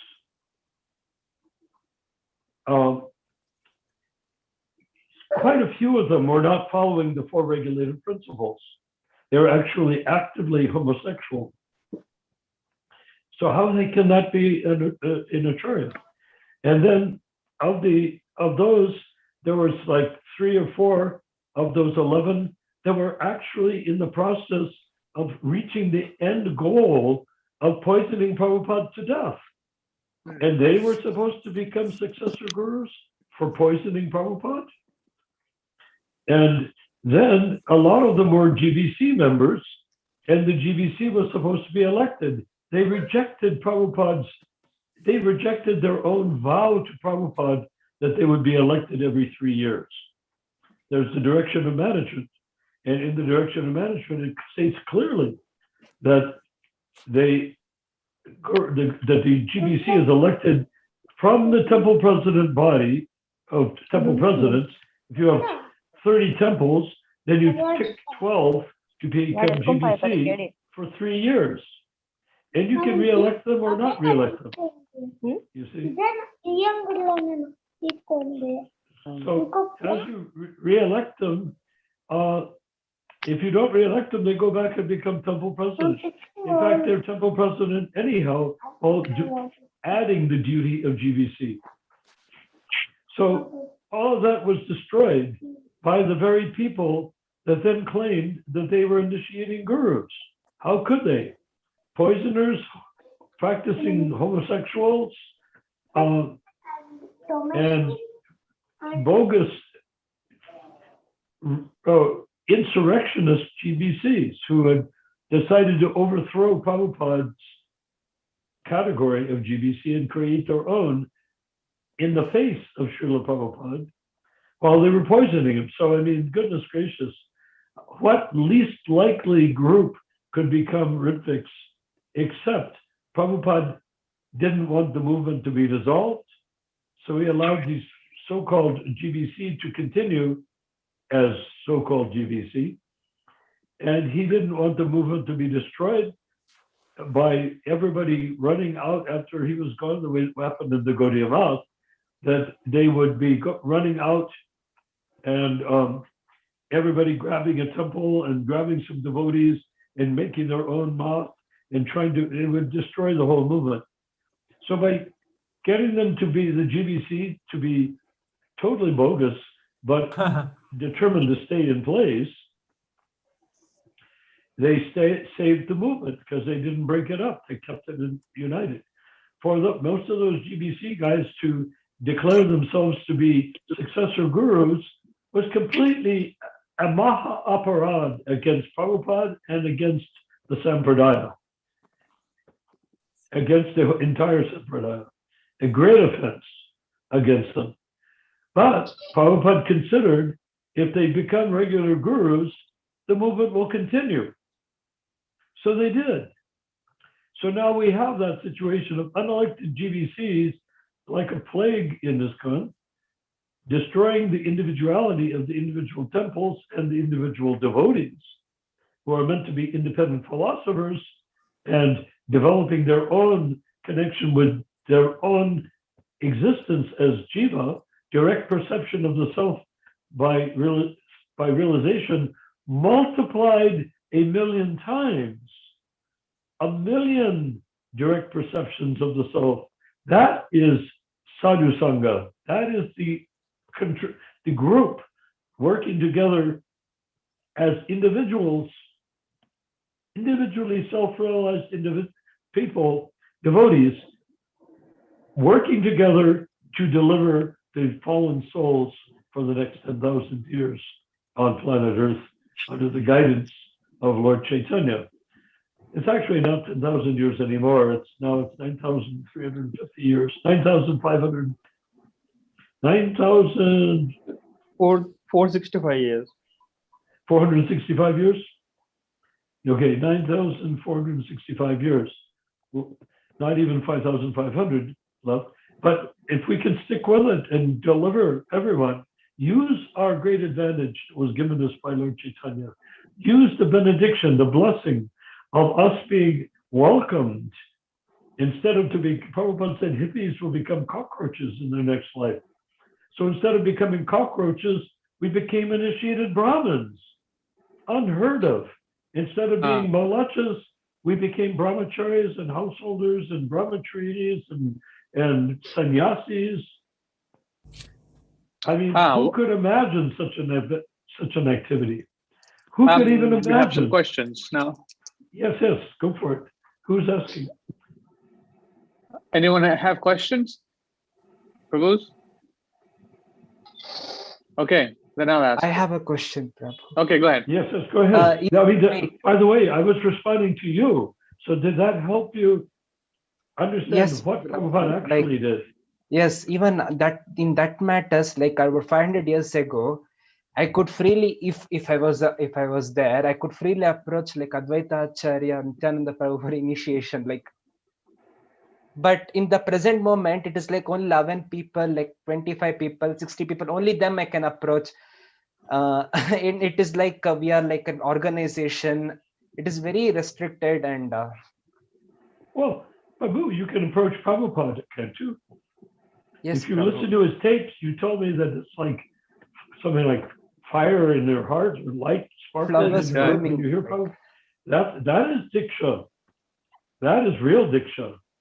Going to listen to a Kanista Adhikari talking to other Kanista Adhikaris as though he is an Uttama Adhikari, which he isn't, is not very enlightening.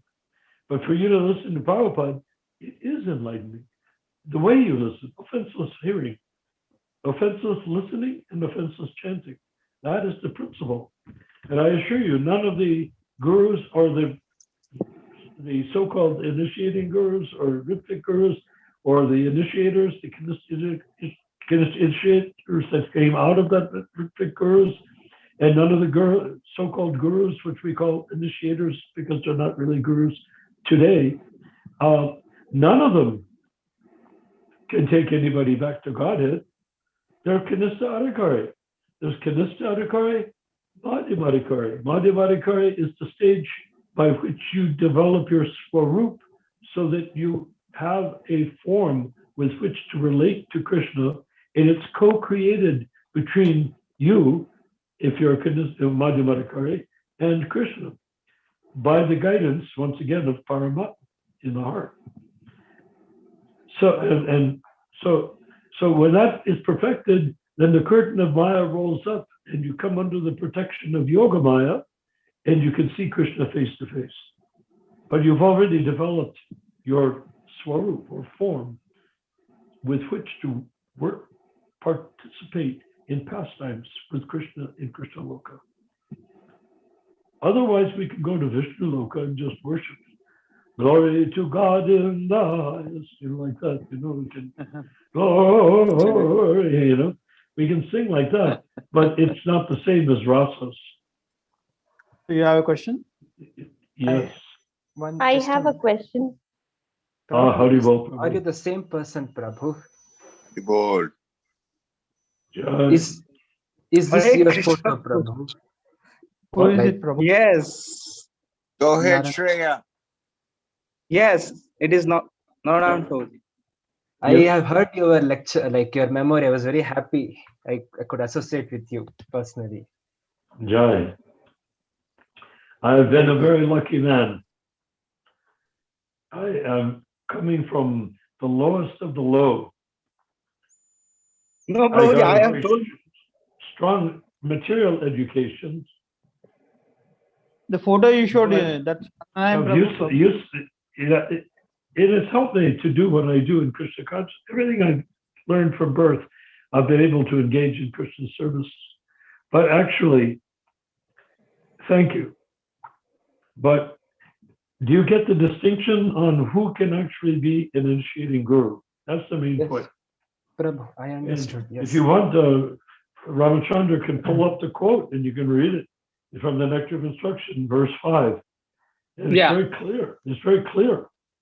It's getting Yes, late, so yes. let's go to the next question. I'll send him the Okay. videos. Share What's the Prabhu next has a question. Yes. Who does? Share Prabhu. Go ahead. Okay. Oh, yes, that's right. Haribol. Hare Krishna Prabhuji. I'm sorry I could not attend the first part of the session. I just jumped in now. I have a question regards to the Hare Krishna Maha Mantra. Some of, it just came up in conversations with friends of mine that since Lord Rama appears prior to Lord Krishna, according to the yugas, they say we are supposed to chant Hare Rama first, and that is very predominant in southern India. However, Hare Krishna is chanted first in the northern India. So, for this argument, Lord Chaitanya Mahaprabhu provides clarification. So, I just wanted to know how to justify that, as in why we should say Hare Krishna first, or why is it not supposed to be said? Does anyone have an answer? Can I answer? Does anyone have an answer? Bhanu has an answer. Bhanu does. Very good. What does As we Bhanu chant say? as we chant Hare Krishna Maha Mantra, it isn't. It doesn't matter which comes first, because we keep on repeating the Maha Mantra. It goes. It's like we cannot make whether Hare Rama comes first or Hare Krishna comes first, as we chant a lot of rounds. So it's not. The order is not of prime importance. Whether the Hare Krishna comes first or Hare Rama Well, but comes. nonetheless, Prabhupada chanted Hare Krishna first, and as Fred Yeah. points out, that in North India they chant Krishna first because Krishna's pastimes in Vrindavan probably, and in South India Rama first because Lord Rama appeared. But now, correct me if I'm mistaken. Does Hare Rama mean Lord Rama, or does it mean Baladev? It could mean anything according to what you perceive. Well, no, that's not a good answer, Babu. I think as per some Upanishads, they say Hare Rama, Hare Rama. If we chant it beginning with Hare Rama, it is a Vedic mantra, and it is only given to Brahmins according to the traditional way of rendering the mantras. But since other than the Brahmins wanted to learn this particular knowledge, gain this spiritual awakening, then it was allowed to be said with Hare Krishna first.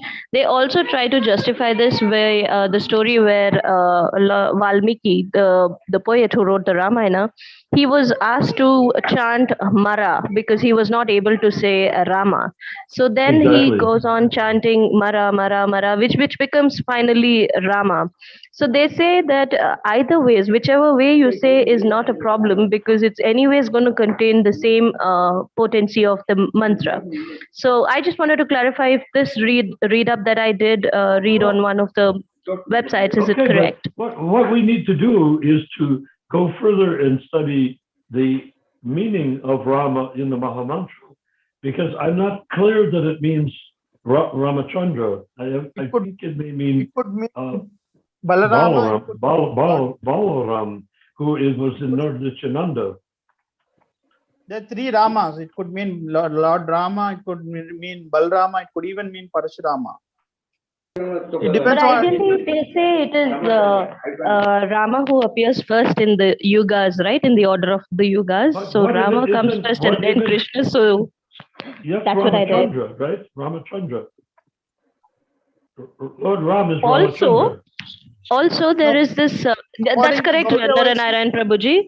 What you're saying is correct. Another thing they say is the Vishnu Sahasranama. It has 1,000 names of Lord Vishnu, and when when Goddess Parvati asked Lord Shiva, "Is it necessary to chant all the 1,000 names?" He advises. He says that just chanting the name of Rama is sufficient. It's equivalent to the chanting of the 1,000 names. And it is also said in some of the other Puranas where they say if you say Krishna, it is equivalent to saying Rama 3 times. So, taking it in that order, they say the Hare Krishna Maha Mantra is much more powerful than any other mantra, at least in the Kali Yuga. That is the way to attaining the spiritual upliftment. So, I think Rama is referred to Lord Rama. Well, it could According be, to but Gaudiya Vaishnavism, it should be possible to figure it out. Now, here's one thing that might settle the case altogether. When Lord Chaitanya chanted the Hare Krishna mantra, did he chant Rama first or Krishna first? And let's forget that Lord Chaitanya was in northern India, consider that he is himself Krishna. So he would, Radha and Krishna, in fact, so he would, and the thing to also remember is Krishna is not an incarnation of God, he is Lord himself. In other words, Krishna came from Krishna Loka with Radharani to become Lord Chaitanya. So it's not that Rama came from wherever Rama is, not Krishna Loka. Rama is a manifestation. Krishna is the original personality of Godhead. So I don't think it can be divided up according to location in India, because you could say that Krishna came later than Rama, but actually Krishna is never not present. He's eternally Krishna. I mean, he's the Supreme Personality of Godhead in the Krishna Loka. So when he came down, it was the original Godhead coming down, not an incarnation coming down. Maybe we could, there's ways of analyzing Krishna in Vrindavan in India as an incarnation, which is not true, but it's also partially true. It's more complicated to sort it out because Krishna never appears. In the Brahma Samhita, Bhaktisiddhanta Saraswati Thakur says that when Krishna manifests, he comes to the triquadrantal realm from the uniquadrantal realm. So I would imagine triquadrantal would mean three-dimensional realm. That's complicated, but when he comes down, he came down as the Krishna in Krishna Loka, and we will not find the destination of those who chant Hare Krishna is Krishna Loka, and will not find Lord Ramachandra in Krishna Loka.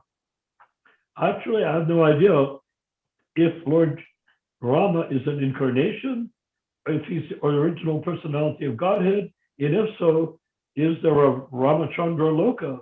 Who knows? I don't know. According to Gaudiya Vaishnavism, Lord, though all the devotees in the Gaudiya Vaishnavism, those who chant Lord Rama, it means Lord Balrama. They're referring to Lord Balrama when they chant the name of Lord Rama. And if Sri Vaishnavas chant Lord Rama, they're referring to Sri Rama, Ramachandra. No, I know. But where is the original Swarup of Ramachandra come from? Saket Vaikunta. Which Vaikuntha planet? I think it's called Saket Vaikunta. It's one of the highest Vaikuntas. I've never heard of Ramachandra. I've heard Vishnu is on the different planets. I've never heard that Rama was on the planets. You have some evidence from Prabhupada's Bhagavatam of a place where Rama has his own planet? Yeah. Yeah, of course he has. There's no From difference between Prabhupada's, from Prabhupada's books, which book? In which chapter, which verse? Cannot give reference right now. Okay, so we need, this is an area of research. I think, Shreya Prabhu, you've raised a very interesting question. The best answer I can be prepared to offer right now, not based out of guesswork, but that Krishna came down as Radha and Krishna came down together to make a form that was Krishna in being the Supreme Personality original personality of Godhead, the original Godhead, not an incarnation, and also Radharani, and that is why he's gold colored. He came down combined because, you know why? Because Krishna was thinking, I know everything. As the Supreme Personality of Godhead, I am the preceptor. I know everything except one thing. I do not know and cannot know the extent of love that Radharani has for me. Because when she offers me her unalloyed devotion, I accept it. But by the time I've accepted it and understood what she's offered to me, she's on the next step above that. And this is going on throughout eternity with no beginning and no end, no start and no finish, no birth, no earthly pastime, no nothing. This is going on in Krishna Loka, which is a planet completely composed of devotees of Krishna, Radha and Krishna, and then the Manjaris and other great associates of Krishna and Radha. And then it comes down to different rasas like Vatsalya rasa, cowherd boys, Shanta rasa, like blades of grass and stones and whatnot, Madhurya Leela, which is with dancing with gopis. And all of these rasas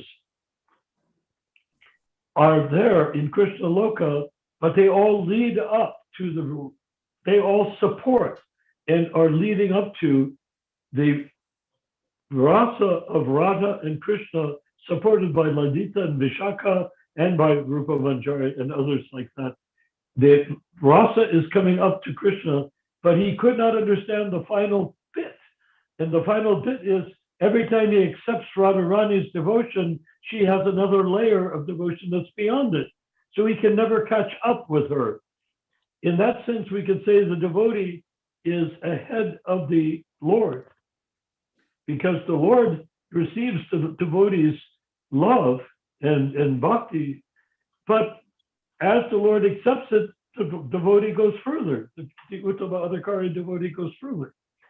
So, coming down to Radha and Krishna in the form of Chaitanya Mahaprabhu, that is a fact that they were here.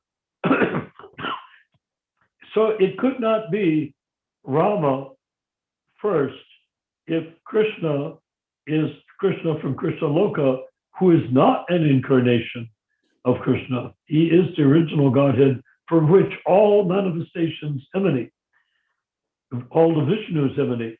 And that raises the question, what is Lord Rama's relationship to Vishnu? Is he an expansion of Vishnu? The pastime where Hanuman goes to visit Krishna in Dwaraka, and he thinks that this Krishna is some other person, is not Lord Rama, and he argues with him. But later Krishna reveals that he gives up his flute and carries a bow. That there's no change. Krishna leaves his flute and carries a bow. Comes Lord Ramachandra then. There's no difference. That's the difference. Where did you get that? Then he recognizes that there's no difference between Lord Rama and Lord Krishna, and that Lord Krishna is himself Lord Rama. But where did you learn that from?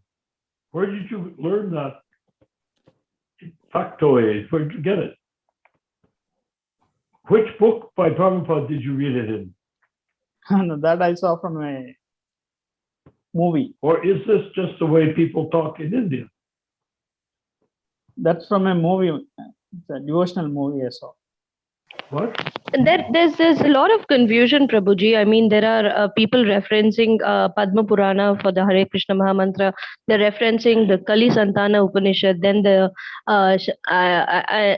there are so many blog posts people are reading from, but I'm not able to find out where exactly is any information available for or in relation to the Maha Mantra. That's all I I'm just think trying to find here. Well, Lord in the Chaitanya. ninth canto of Bhagavatam about Rama is given, and even Shadbhuja incarnation, Lord Chaitanya Mahaprabhu he shows with the bow and an arrow, the Rama incarnation, the flute and the lotus as Krishna, then Danda and the Kamandala as Chaitanya Mahaprabhu, Shadbhuja incarnation. In No, Chaitanya I'm talking about the Maha Mantra as such. So Lord Chaitanya is not an incarnation of Krishna. He's a direct manifestation of Radha and Krishna. A very, very unusual manifestation. He's not subject to the limitations of incarnations. And the Maha Mantra, we know, Namo Mahabharanaya Krishna Prema Pradayate. Krishna Chaitanya Namani Gortayasya Namaha. He broke open the storehouse of love of God, where the Maha Mantra, the Hare Krishna mantra, was stored. And when he broke open the storehouse, the bhakti of which the Maha Mantra is completely composed, flooded the land. And Prabhupada said, and those who were devotees, when the flood came out, it flooded the land, really the entire planet Earth. It was like 100 feet deep or something of that sort, 10 feet deep, whatever it was. It flooded the whole land, not just India, not just Bengal, but the whole planet. And Prabhupada said, those who are devotees, he said, they drowned. And those who are not devotees, he said, they floated. What Jaya Mataji is asking is whether Hare Rama comes first or Hare Krishna first comes first. So to that point, that answer, since Lord Chaitanya, it is given in one of the books where it is in relation to Lord Chaitanya in one of the books, but I'm not able to find which book it is that we can find about the Maha Mantra. It is explained by Lord Chaitanya. Okay, does that book come from is that book in our Sampradaya, or is that book from some other source? I'm not familiar, Prabhuji. It's just a blog post that I read from, but there they mention, I've just shared it in the chat right now. If you can... I think about Rama you can find in... Who wrote the book? It is not a book. It's just a few verses that are mentioned. I don't think so. It is in the Kali Santana Upanishad is what they say. Where did these verses come from? Kali Santarana Upanishad. Well, if it wasn't written by someone in the Vaishnava Sampradaya, meaning either Thakur Bhaktivinoda, Bhaktisiddhanta, or Srila Prabhupada, remember, the Sampradaya is a lineage that goes all the way back up till before the creation of the universe to the lotus feet of Lord Balaram. Balaram is the originator and the original person. After Krishna comes Balaram. After Balaram comes different 4 types of Vishnu. But Balaram is the head of the Gaudiya Vaishnava Sampradaya. There are 4 Sampradayas, but we're only dealing with this one. And as the Gaudiya Vaishnava Sampradaya, and it comes down from Balaram all the way down through the Sampradaya, which includes all the gurus to Lord Chaitanya, and from Lord Chaitanya down to Prabhupada as the last person in that Sampradaya. We are technically in the same Sampradaya, but we're not acharyas. We are disciples of the Sampradaya. And because of that, we can only accept information that has come down by a broken line of disciplic succession. The unbroken line of disciplic succession is our lineage. And that's what gives us the power. And it's also, Prabhu, that's what gives you your power. It's coming from the Sampradaya, not from a book here or a thought there or a person here or a person there. It comes down, straight down through that. Prabhupada so much emphasized the Sampradaya, he said in a letter to Brahmananda in 1968 or early 69 that I read in New York when I was there. He said, we should all imagine, he said, that we are being dragged up through the Sampradaya by Lord Nityananda. Now, why Lord Nityananda? Now, you know, Prabhu, you know the identity of Nityananda, right? No, Prabhuji, I am not familiar. Oh, okay. The identity of Lord Nityananda is Balaram. Okay, there's a song by Narottam Das Thakur that goes sort of, one of the verses in English goes like this. Hare Krishna comes straight from Krishna Loka, but with chanting I have no connection. Day and night I'm burning in this dark world without working to make the correction. Lord Krishna has appeared as Sachi's son. Balarama has descended as Nitai. By chanting, the wretched have all been saved, including even Jagai and Madhai. So, Lord Krishna has appeared as Sachi's son. Krishna has come down to be Lord Chaitanya, the son of Sachi Mata, and it's the same, Sachi Mata, his mother. Lord and Balarama has descended as Nitai. So Gaur Nitai is Krishna Balaram. So if we're chanting Hare Krishna, Hare Rama, I would suggest that we're chanting Hare Krishna, Hare Balaram, because he came down as the partner to Lord Chaitanya. He is the practical side. Of Krishna Loka, he has a plow, and that means he's pretty ferocious. You know, he could even drag his plow and redirect it to Jamuna River once. And so he's Krishna's first expansion. So if Krishna has appeared as Sachi's son, named Nimai, Lord Chaitanya, and Balaram has descended as Nitai. So you have Gaur Nitai, that's Krishna Balaram. So when you say Balaram or Ram, it must be referring to Balaram, not to Ramachandra. Prabhu, I have one more book. This is like Sri Namamrita. Yes. Like this. Okay. This is by Prabhupada? Yes. Yes, it is from his books only. Like I have collected the verses. Did you find something? Yes, I have two places I would like to read. Shall I read it, Prabhu? Please do. We will be honored, and we will love to hear your lotus words. Here, Hare Rama refers both to Sri Balarama and Lord Ramachandra. We may mention an incident that took place between two of our sannyasis while we were preaching the Hare Krishna Maha Mantra in Hyderabad.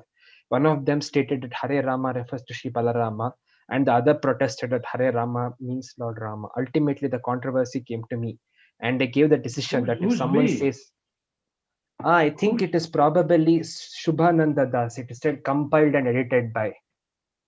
Is this written by Prabhupada? He has taken the verses from Bhagavatam and Chaitanya Charitamrita.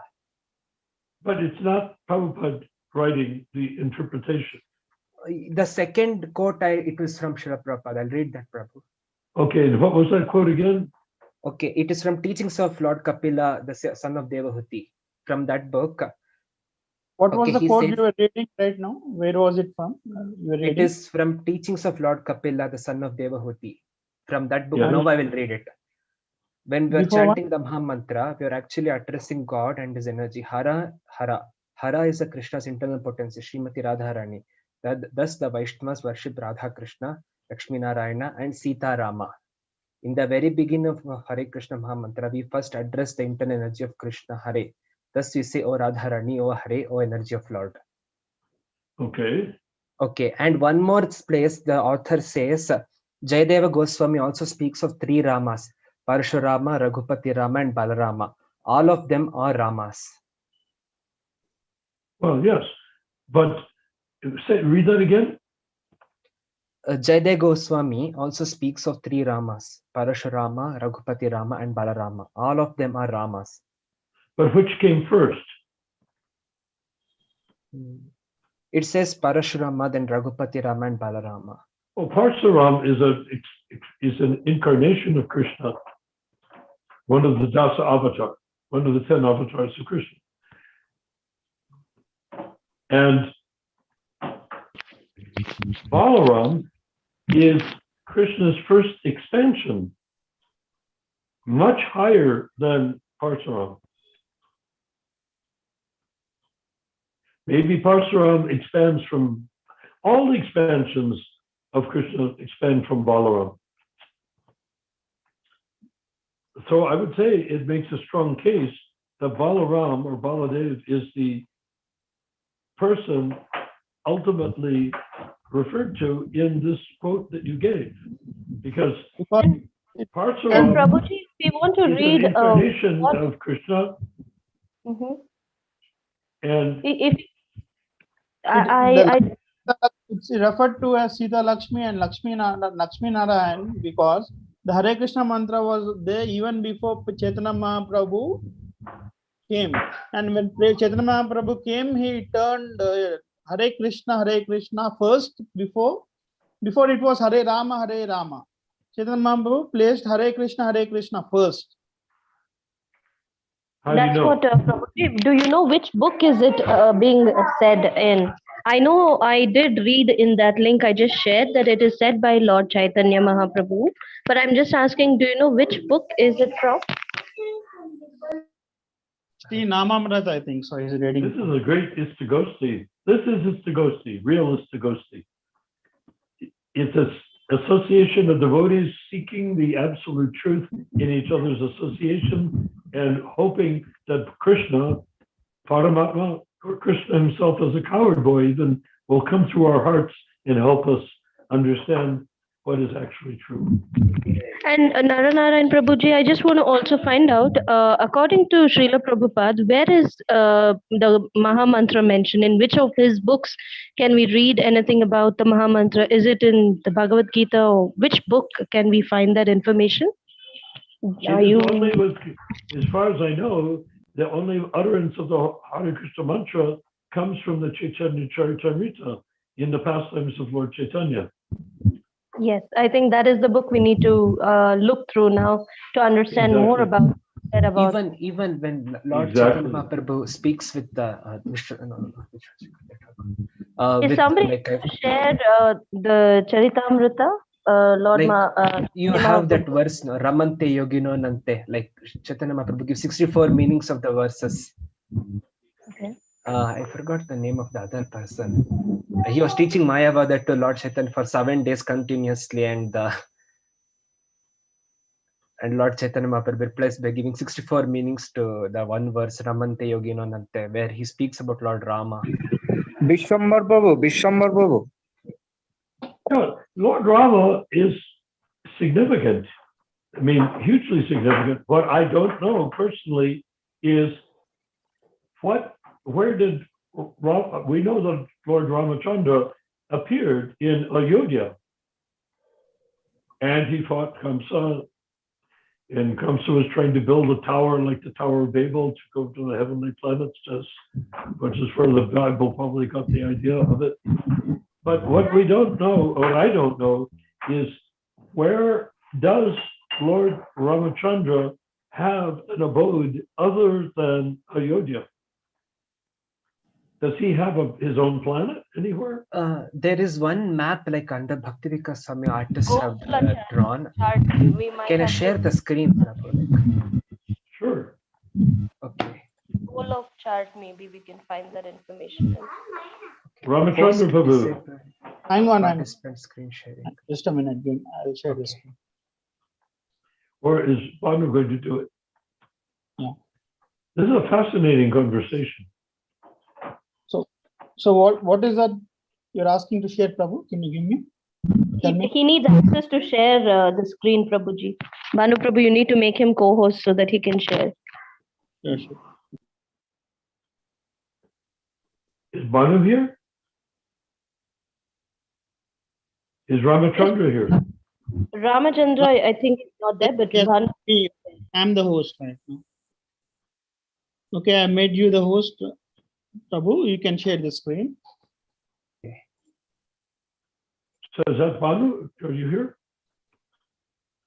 So, Hare Krishna, can you see the screen? Someone new has also joined. Yeah. Is Ramachandra no longer here? It's not there, Prabhu. Okay. But Banu, you're here, right? Yeah. So what have we got here? This is the map of the whole universe, like from the material world. And where did this picture come from? This is like under the Bhaktivikas Swami devotees have drawn this. No. I'm This sorry? is that ISKCON. We find it in ISKCON.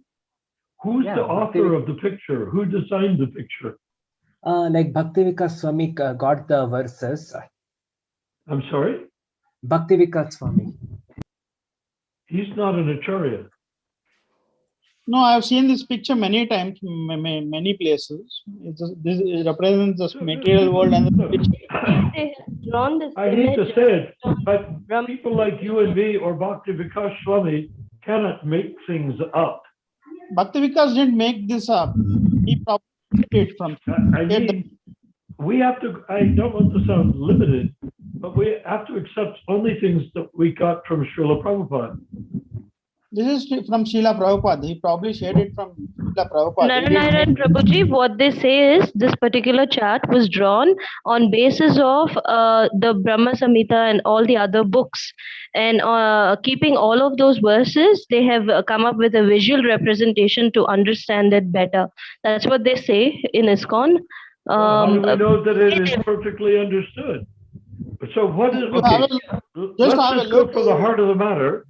Where does it describe the abode of We Ramachandra? won't discuss it. Have a look if you find it inappropriate. So we won't go further on this image.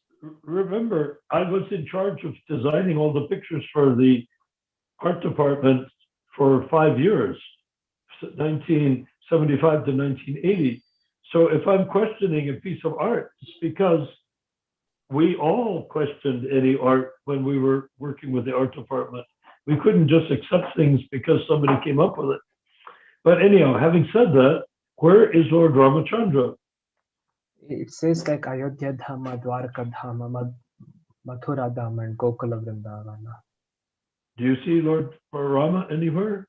Yes, Yeah. Ayodhya Dhama. And where's that?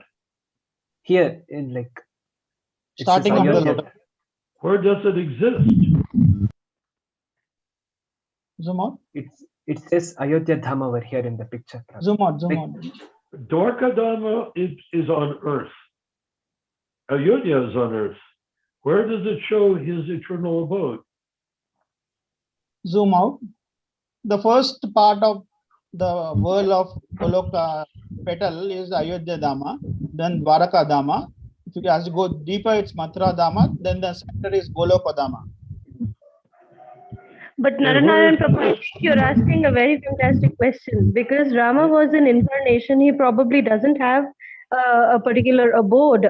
Exactly. Even in Valmiki Ramayana, it says when Lord Vishnu comes this thing, Dasharatha does the yajna. Lord Vishnu comes and he expands into 4 incarnations. Lord Vishnu is in the heart of every living entity. Even in Valmiki Ramayana, yes, in Valmiki Ramayana, it comes that when Valmiki writes, he says Vishnu comes to Dasharatha And the demigods pray to Vishnu, so he splits into 4 incarnations. Sankarshana, Pradyumna, the 4 incarnations. One of them becomes Rama, then Lakshmana, Bharata, and Shatrughna. This is what it said in like Valmiki Ramayana about Rama.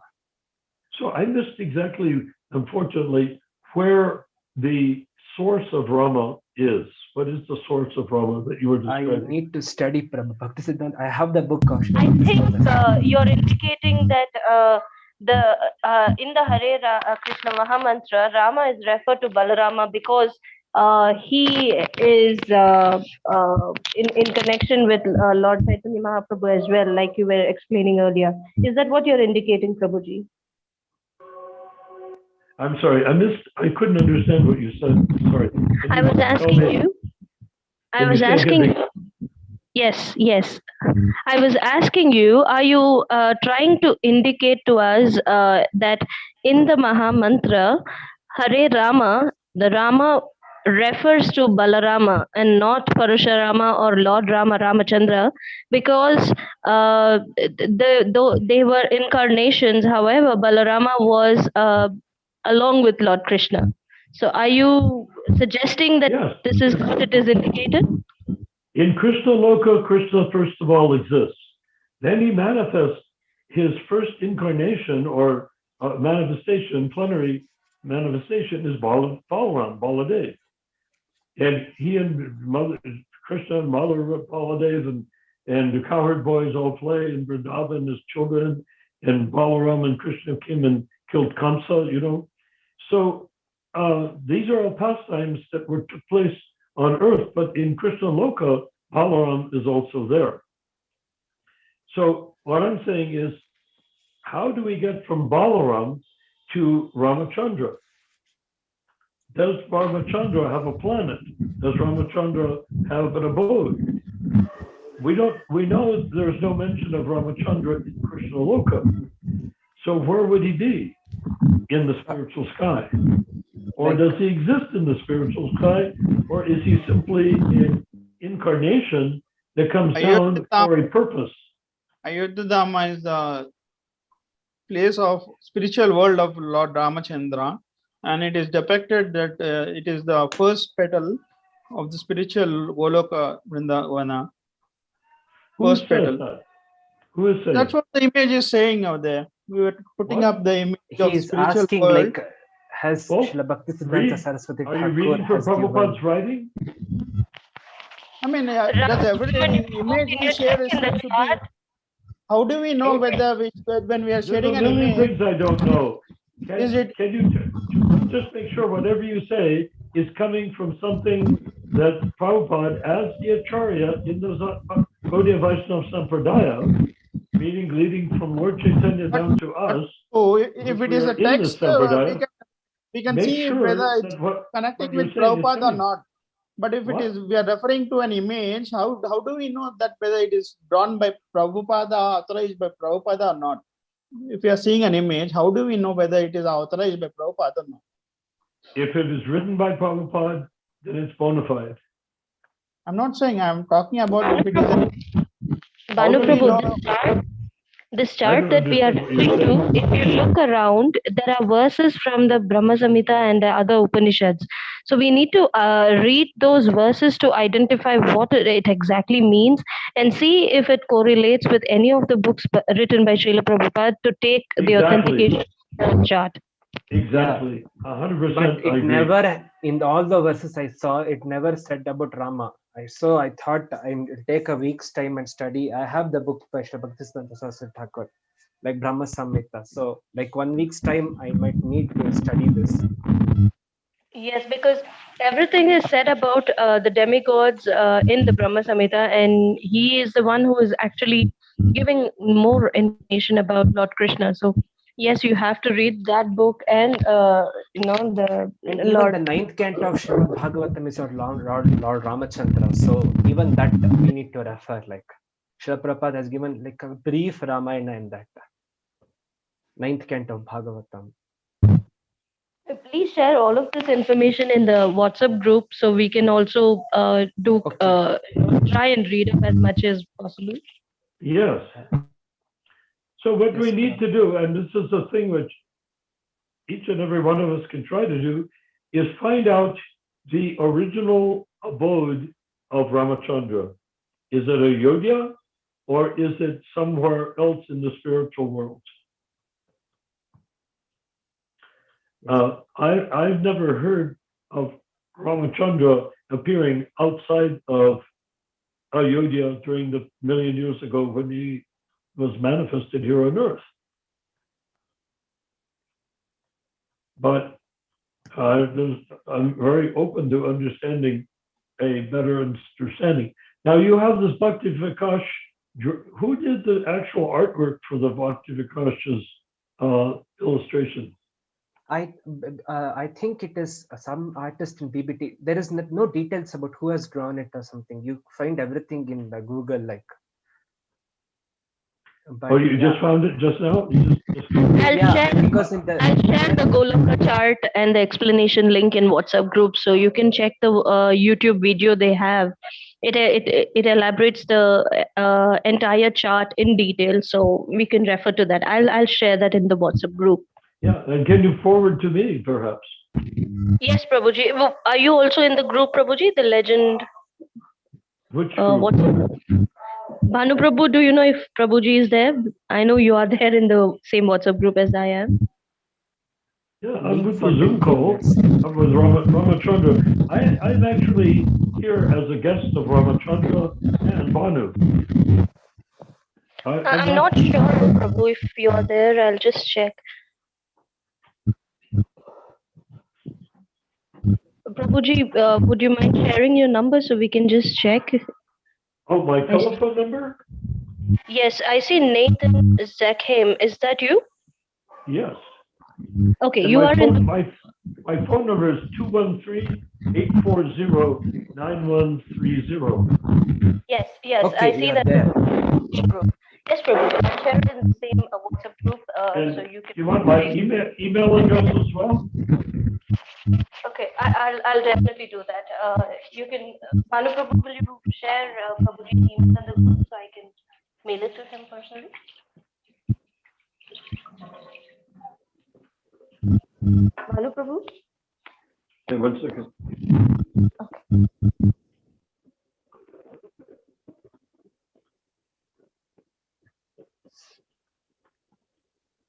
So,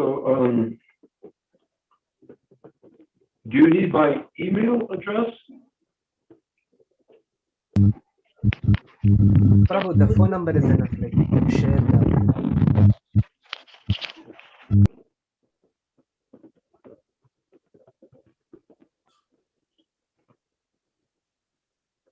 I'm away from my phone.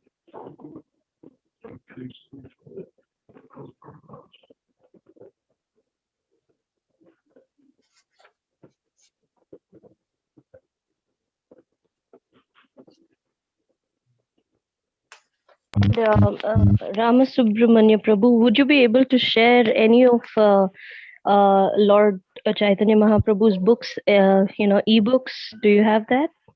Yeah, I think, okay, fine. I will share the link. Give me few minutes. I was just seeing this book. I'll finish it and I'll send you. Sure, thank you.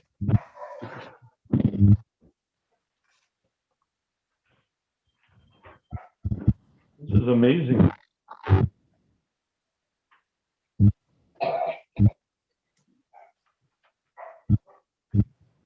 There is a seminar on the Golaka chart. I've just shared it in WhatsApp.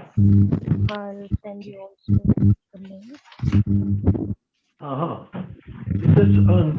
Is that on WhatsApp? Yes, Prabhu. Okay, yeah, I don't know how to access WhatsApp, but I'll learn how tomorrow morning. Prabhu, then you give us your mail ID also. We'll send you a mail also. Audible. What is your email address, Prabhuji? Yes, this is Shreya, India. Yes, so that's me. I'll see how I can get.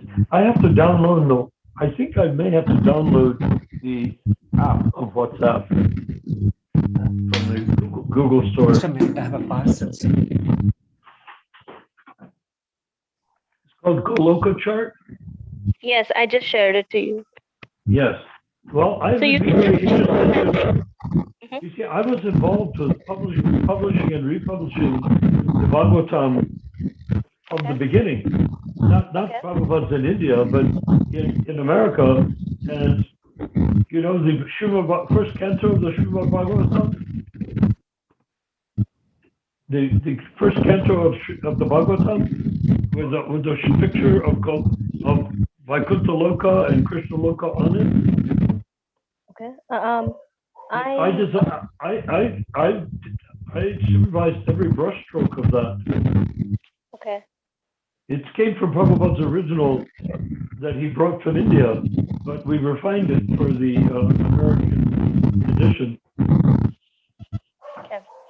So that's why I sound a little bit surprised and possibly even a little bit alarmed that they're making this picture of Vaikuntha, which I've never seen before.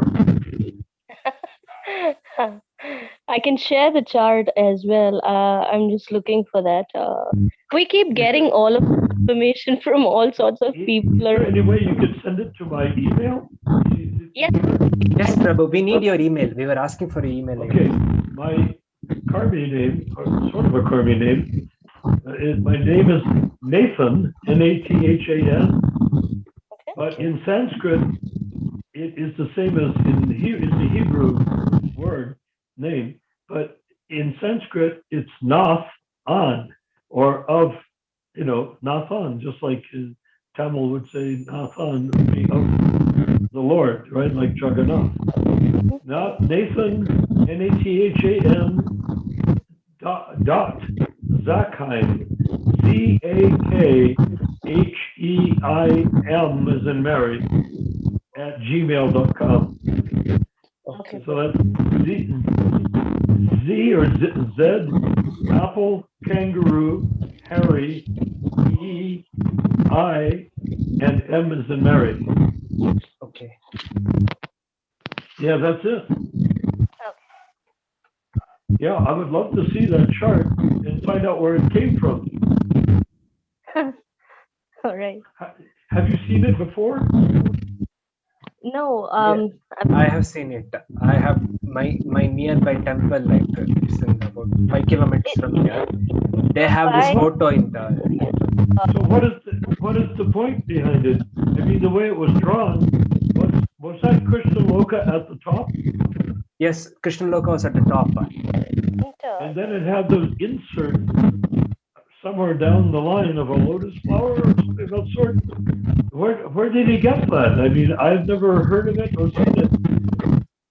And when I took initiation, there was the only books were Prabhupada's original Srimad Bhagavatam books, 3 volumes. So one would think that I would have seen it. Yes. And what's that? I'm on email as well.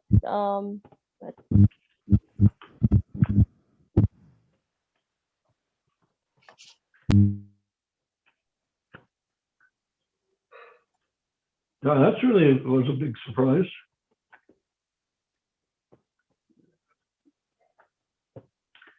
We will try, Prabhu, like get the information. But actually, like India, I have heard, like before Srila Prabhupada, I used to hear stories from my grandfather about Lord Ramachandra's achievements. Yes. And even in Sri Vaishnavism, they take Ramachandra more seriously than Krishna. Though Krishna is very near, the nearest, like Dwapar Yuga, Sri Ramanujacharya took to Ramachandra a lot. Well, there's all sorts of Shastra floating around India, obviously, since time immemorial. And it's come down, and according to your Gotra, it will come down as a tradition. But as we were pointing out, the Muslims and the British destroyed all of that. And Kali Yuga, just by being Kali Yuga, destroyed all of that. What we have, and I must say that this is, I will tell you from my earliest days learning from Prabhupada, the only thing we have is something that comes from unchanged, undamaged, down the disciplic succession called the Gaudiya Vaishnava Sampradaya. So Gaudiya Vaishnava, Gaudiya means Lord Chaitanya, right? Vaishnava Sampradaya goes back for the, this is called the Brahma Sampradaya, or it could be called the Madhava Sampradaya, because Madhavacharya Sampradaya. All these are great acharyas in that line. Of course, Brahma is the originator, but all the way down. But above Brahma is Balaram, and Balaram is Ram. At least there's no other source of the syllable Ram other than Balaram. And before Balaram is Krishna, because Krishna manifests, expands himself as Balaram. Balaram expands as the four Vishnus with their weapons and ornaments in different hands, right? And they have different planets. The whole universe, if you see the Bhagavatam cover, they have planets all over the place, innumerable planets in the spiritual sky. And the rays coming out of those innumerable planets are what create what the yogis seek and yearn for, called Brahman or Brahmajyoti. All it is like a bunch of planet stars shining brilliantly, like a bunch of suns, and the sun rays are crossing here and there. And that makes the Brahman or the Brahmajyoti. And they want to merge into that, thinking that will make them into God, not knowing that it's coming from a planet which is coming from Vishnu.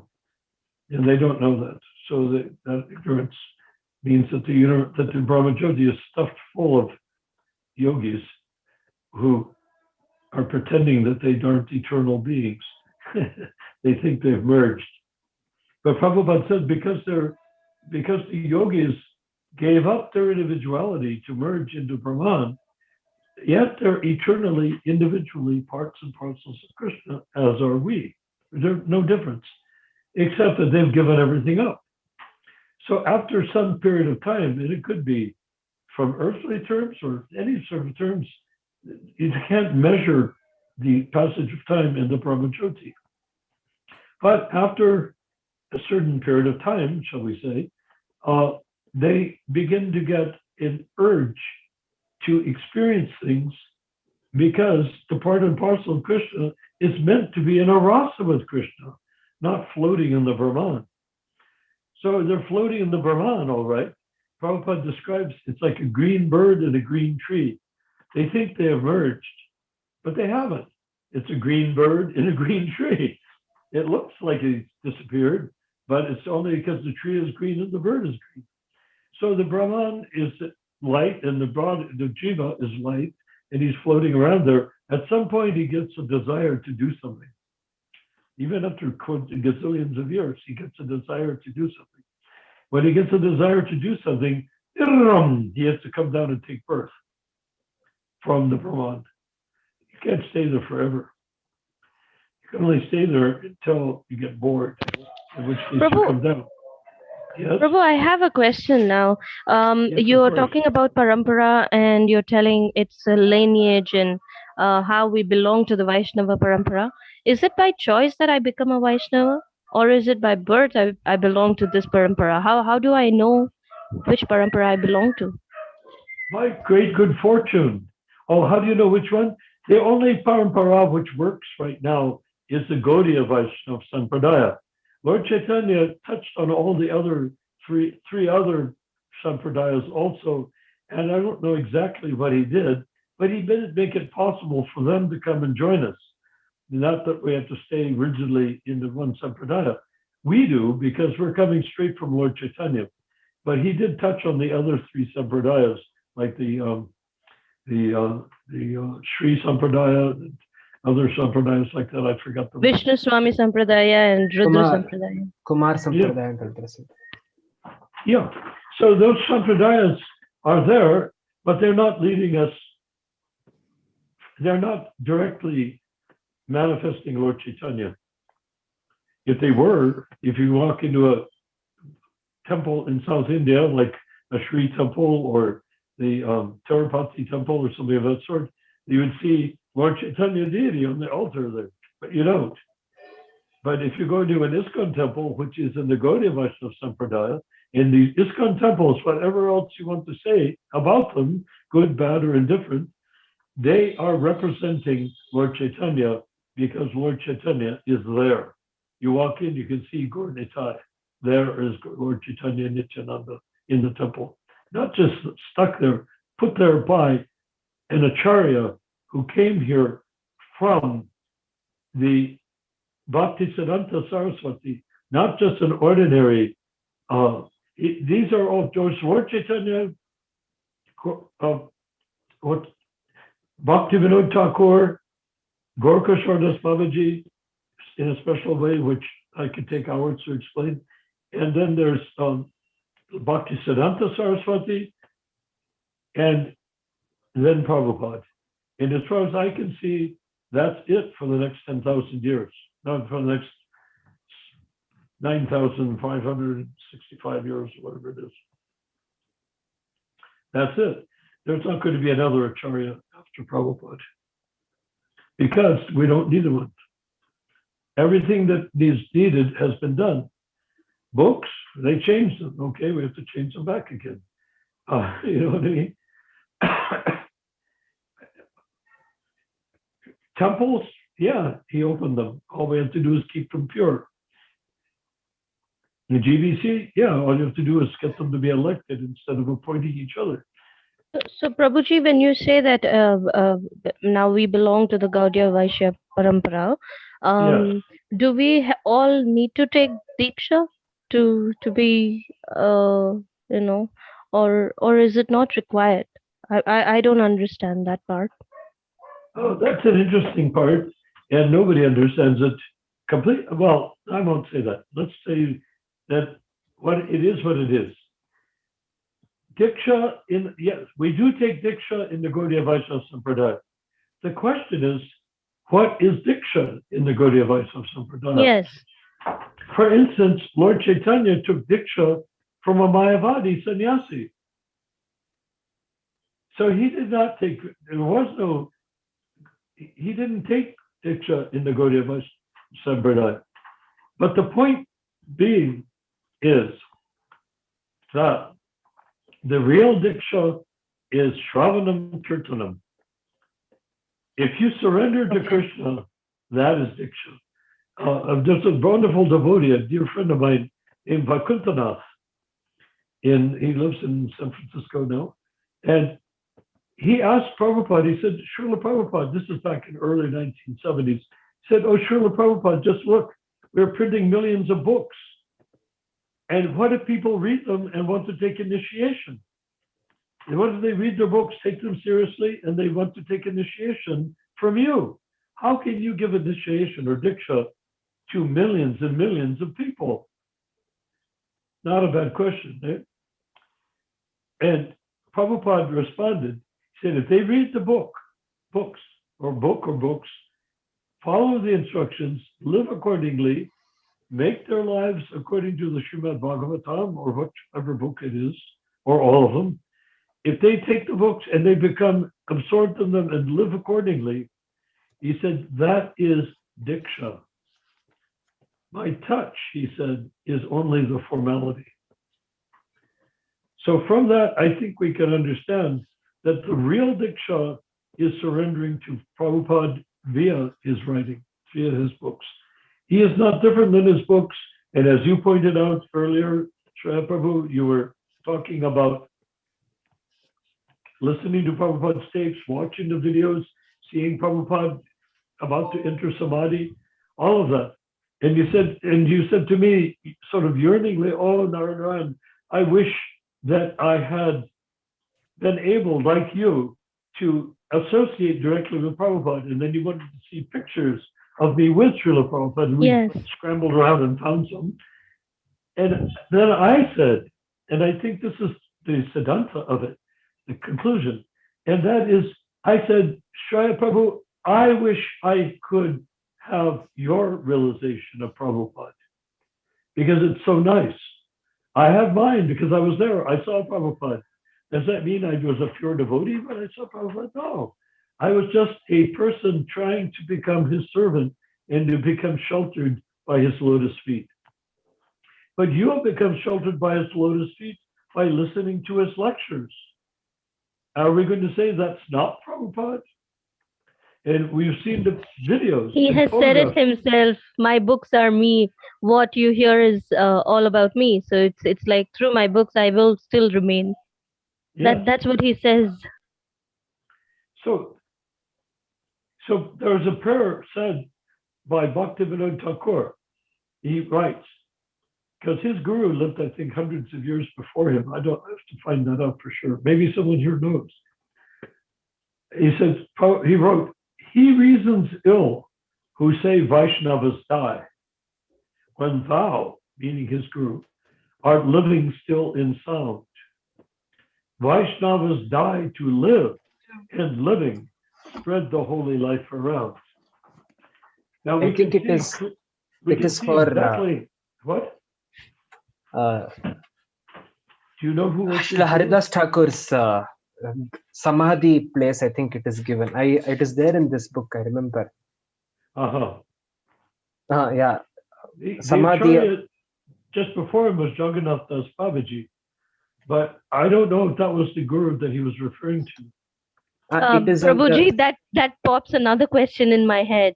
I want to know why Jagannath, especially in Puri, is supposed to be of so much importance. Why that particular temple is considered important? Is it because Srila Prabhupada was from the western part of India, and there this particular ritual was?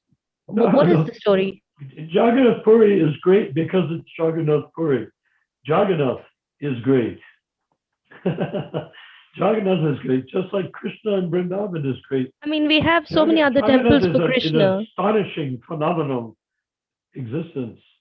Like you can go to Dwarka and there's a Dwarkanath deity in Dwarka. He's a very hard deity to see. Or you go to Tirupati and you can see a deity which you can stand in line for days just to get a glimpse of that deity. So, I mean, Krishna is great. What can we say? Jagannath is great on steroids. He's great in such a way that he's all over the place. I had some great association in Jagannath Puri. I was actually the best man at the wedding of the son of the top panda of Jagannath Puri back in 2005 or so. There was a limousine, and he and I rode in the limousine, and we were surrounded by thousands of celebrants to his wedding. And we had a kirtan at his bachelor party. Was a kirtan in a garden which no one is allowed to go to. It's not you can't see the deity of Jagannath there, but we were in that garden, and all the intimate servants of Jagannath who dressed the deity, etc., cooked for him. Everybody was there, hundreds, a couple hundred. And in that place, we passed the microphone around. I was leading the kirtan for everybody, and we passed the microphone around, and they all got a chance to lead once the kirtan, and they passed the next one, the next one, the next one. Each one would lead the kirtan. It went on for a couple of hours. And the people were so ecstatic. The Sevites of Lord Jagannath were so ecstatic that they were turned into a blur as they were dancing in ecstasy. It was amazing to see. It was like when you see a hot road and there's rays of light coming up from the road, like the air is like turbulent because of the heat waves. Well, that's what it was like looking at them dancing and chanting. Unbelievable. And I had the privilege of leading the kirtan and being the best man for the wedding of this great descendant of the dynasty of Bhattaputras, who are worshippers of Lord Jagannath. It has nothing to do really with Prabhupada, but I will say that when Lord Chaitanya ended his pastimes on earth, he was in Puri. And he went into the temple of Jagannath, and he leaped forward and merged into the form of Jagannath. So that is pretty big stuff, right? And all of the followers of Lord Chaitanya worship Lord Jagannath also. And Haridas Thakur, being a Muslim, did not feel worthy to come into the association of Jagannath. So he said he stayed like a couple of kilometers away and chanted facing the temple, saying, I am not worthy to come closer than a couple of kilometers because I'm a Malacha. And you know, Haridas Thakur was a manifestation or an incarnation, or it was actually Lord Brahma, the creator of this universe, who's a pure devotee and the father of Narada Muni. So this is all very complicated stuff. It's not at all matching history. It's not matching. In the side of our Sampradaya, these things open up like a giant lotus flower. You can see wonderful things inside. And you can't do it by looking at it from the outside. It's simply, oh, there's Jagannath Puri. What is Jagannath Puri, you know? But when even the things I told you tonight, didn't it give you a sense of an expanded sense of what it is in Jagannath Puri? And as far as Lord Jagannath is concerned, I talked with the people who either are or there's 32 societies that dress and take care of the deity. And they are all lineage. Yes, the societies are actually families. They call them societies. And one will put the ornaments and kundala on one half of Lord Jagannath and another on the other half. They don't talk to each other, these families. Everything's in writing. So they come out in the morning to dress, they dress him several times a day. They come out in the morning to dress Lord Jagannath. Each one of them, like they maybe 10 of them, dressing Lord Jagannath and putting jewelry and putting this and that on Lord Jagannath, kumkum, etc., sandalwood. And they're putting these songs on without talking to each other. And I said, that's strange because in Los Angeles, we have Jagannath deities, which I happen to have carved myself for the temple. And these Jagannath deities, the one Pujari dresses them. So how come one Pujari doesn't dress Lord Jagannath in Puri? I mean, he's 7 feet tall and whatnot. That makes it harder. But is it true that in Jagannath we can hear the heartbeat of Lord Krishna? Is that true? I don't know. But I do know that inside of Lord Jagannath, they changed the Lord Jagannath deity. They recarve them every 20 years. You know? And when they do that, yes, that is also something I've heard. Yes. Yeah, But they say you can hear the heartbeat. It still beats, right? And Well, that I don't know whether these things I are don't just. know anyone that has gotten that close to Lord Jagannath. It's very possible. However, every 20 years when they change the deity, they carve the new one, there's the old one. They take the oldest panda and he reaches into the heart of Lord Jagannath, takes out this thing that's like a squirming rabbit and puts it inside the heart of the new deity without cutting the wood or opening a passage or anything. He just does it mystically. Takes it out mystically by reaching into the wood with his hands and takes it out and puts it in the wood with his hands in the new deity. And the reason why it's the oldest one is the experience could be so powerful that it would kill him.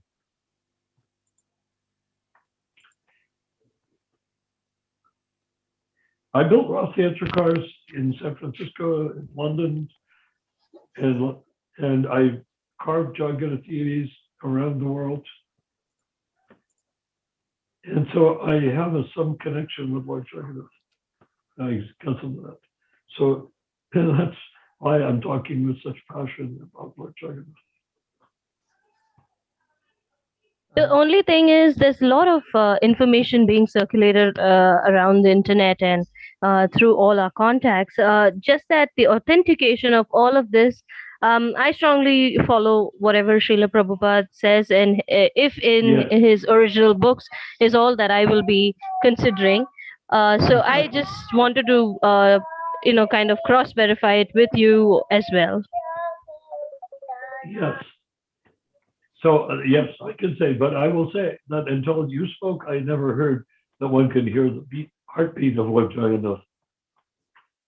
I came very close to Lord Jagannath when he was coming from the temple, from the what's it called? The back to his temple. He came from the what's the place where he stays during the festival, and then he goes on route to the temple, and then he comes back from the temple to the original his big Jagannath temple. The oh my God, how can I forget it? But anyhow, he was on his way back, and I was in the crowd of people.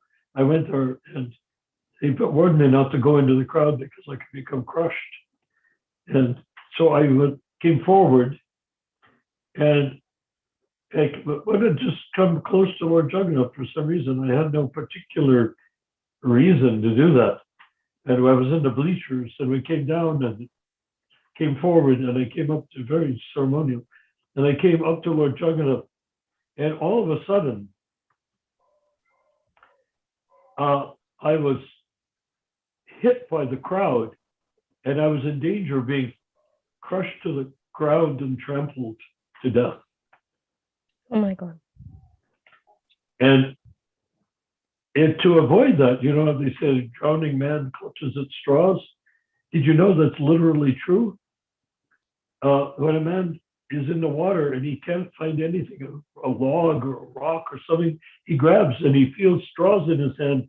So when they find the drowned body, bloated drowned body, he has straws in his hands. He is clutching at them when he was drowning. He had no way to, of course it didn't help him at all. It's just an instinct. So anyhow, I was like that. And I was in front, came up there and I was falling down, and I reached up looking for some sort of thing a straw to clutch, and I grabbed something very massive, like a branch of a big branch of a tree or something. I grabbed and I pulled myself up, and as I pulled myself up, I found myself inches away from Lord Jagannath. I was holding his arm. I had reached up and grabbed his arm, and he had pulled me up from the crowd where I was now going to die, or could have died. When I saw that, I stood up and I said to myself, is it possible that I could have committed a greater offense than Amalacha myself? I don't know my Gotra, which of the Prajapatis I descended from, although we can take the Gotra of Srila Prabhupada, which is nice to know. And you can call it your Gotra, but they won't let you in the temple of Puri like that. I'm not qualified to go into the temple like Haridas, like I should say 3 kilometers away. But anyhow, I'm holding his arm like that. I quickly let go. I look up into his face. His eyes are huge there, And I say, I've committed a great offense, an aparad, beyond aparad. I have grabbed the body of Lord Jagannath, and no one does that. Only the sevaks that are moving him through the crowd do. So I moved, no longer any question of being crushed by the crowd. I moved like a bolt of lightning around to his left-hand side. And I looked down and I saw these weird little guys there dressed in white, completely soaked in perspiration. They were soaked in perspiration, little guys with gigantic eyes, looked like insects or like water newts or something, amphibians. And they were looking out, not seeing or not seeing. I mean, they were just in a trance. And I suspect, and in Puri such things happen as part of the worship, that they had taken some sort of drug to make it possible for them to carry Lord Jagannath like that. But the way they went all the way around the base of Lord Jagannath, which was quite large, and their knees, the knees of one is in the back of the knee of the other. So they look sort of like a centipede with the knee inside the knee, the knee inside the knee, the knee inside the knee, going around Lord Jagannath. And I saw them there, and I stared at them, and they were staring at me also because nobody else was looking at them. And at that moment, I leaped into the air. I knew I had to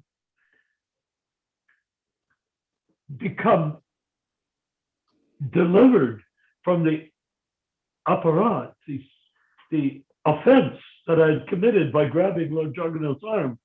I plunged through the crowd. Well, I didn't care. And at that point, they could crush me to death. It would be the least of my worries. I plunged through the crowd that was there and through the legs of the people carrying Lord Jagannath, these pujari, whatever they were. I plunged through their legs until I touched his lotus feet, as it were. He doesn't have feet, but I touched his base. And when I did, I begged him for forgiveness.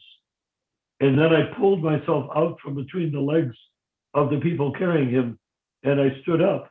And they were staring at me like there was no tomorrow. Nobody, probably in 1,000 years, has ever done that. I would say it's likely that no one in 1,000 years has done that. And I did it. And I came out of there. And I felt that somehow that I had done the right thing for what you call it, amending the offense that I had committed by grabbing his arm to save my own wretched material body's gasps of life. Interesting? Yeah, it was an amazing experience. Was it material? Was it transcendental or what? Who knows? Anyhow, I think I'll leave it on that tone. It's midnight, or almost midnight. Is there any more questions? No. Shall we conclude for today? For anyone. It's so wonderful to have your association here, Prabhu. Thank you. Come back every time. Please try. And we're looking forward. Also, Shreya comes immediately. We become enlightened. She doesn't compromise. She only goes for the truth. And that's important. No chit chat, but truth, realization, direct perception. We were discussing at the beginning of this, Bhanu, you're still there, right? Direct perception of the self by realization is in the Gita. And that's what our process is here in what we refer to as the League for 10,000 Years of the Golden Age of Kali, is that we are starting, not ending up, but we're starting in this group, and you can hear it by the resonance of everyone talking to one another in what is Prabhupada referred to as istagosti, or in a gathering of cowherd boys sitting down in the forest and talking to one another about intimate talk about Krishna. That's what we're here for. And we start from realization, not approach realization. Do you like that? Yes. Can you handle that? I will try. I can, I will. The answer is yes, right? Yes. That's what we're all doing. Bhanu is a leader. Ramachandra is a leader. I'm a servant.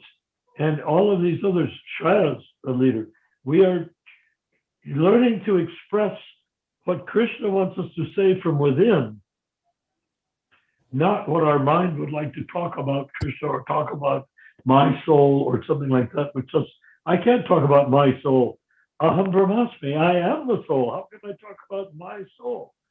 That is in itself either offensive or ridiculous, depending how you look at it. But in either case, it's not true. I don't have a soul. Aham means I am. It even sounds like that, right? Aham, I am. Aham, I am. Brahmasmi, spirit soul. I am spirit soul. And that's what Prabhupada ended every lecture. But for years, I would go to disciples of Prabhupada and say, Prabhu, do you have a soul? Do you believe you have a soul? And they'd look at me and say, oh, yes, Prabhu, I have a soul. Yes, I have a soul. I said to them, I said, I'm old, I'm older than everybody else in Los Angeles, pretty much. in terms of being initiated in 1968. And I'd say, well, Prabhu, I don't have a soul. I firmly understand that I have no soul. And they look at me, oh, no, I one of the original guys. How can you say that? You have a soul, don't you? Please don't say you don't have a soul. And I say, no, Prabhu, I tell you with the great authority, I do not have a soul. And I stand up and stare at them like guilty, take him away and hang him. I say, I don't have a soul. I am the soul. I have a body. Then they look at me, so I hit them with a stick in the face. Why did they say they had a soul after 20 years of being a devotee? So I decided to do that. Every time I got a chance, I asked devotees, oh, do you believe you have a soul? Do you still believe you have a soul? Oh, yes, Prabhu, I have a soul. And I torture them. Why not torture them? They deserve to be tortured if they say they have a soul. Imagine how many lectures they listen. Prabhupada says in the end of the lecture, I am not my body, I am pure, I am spirit soul. Or he says at the end of the lecture, Aham Brahmasmi. He says it like that sort of emphasis. Aham Brahmasmi. I am not this body, I am spirit soul. And they say, I ask them, do you have a soul? Oh, yes, Prabhu. Why? They're still Christians. They're still Catholics. After they rejected the direction of management and made a non-elected GBC, after that time, only Catholics joined, really. The whole Christian movement is made of Catholics. It's a kinder, gentler Catholicism. Would you like to know? What?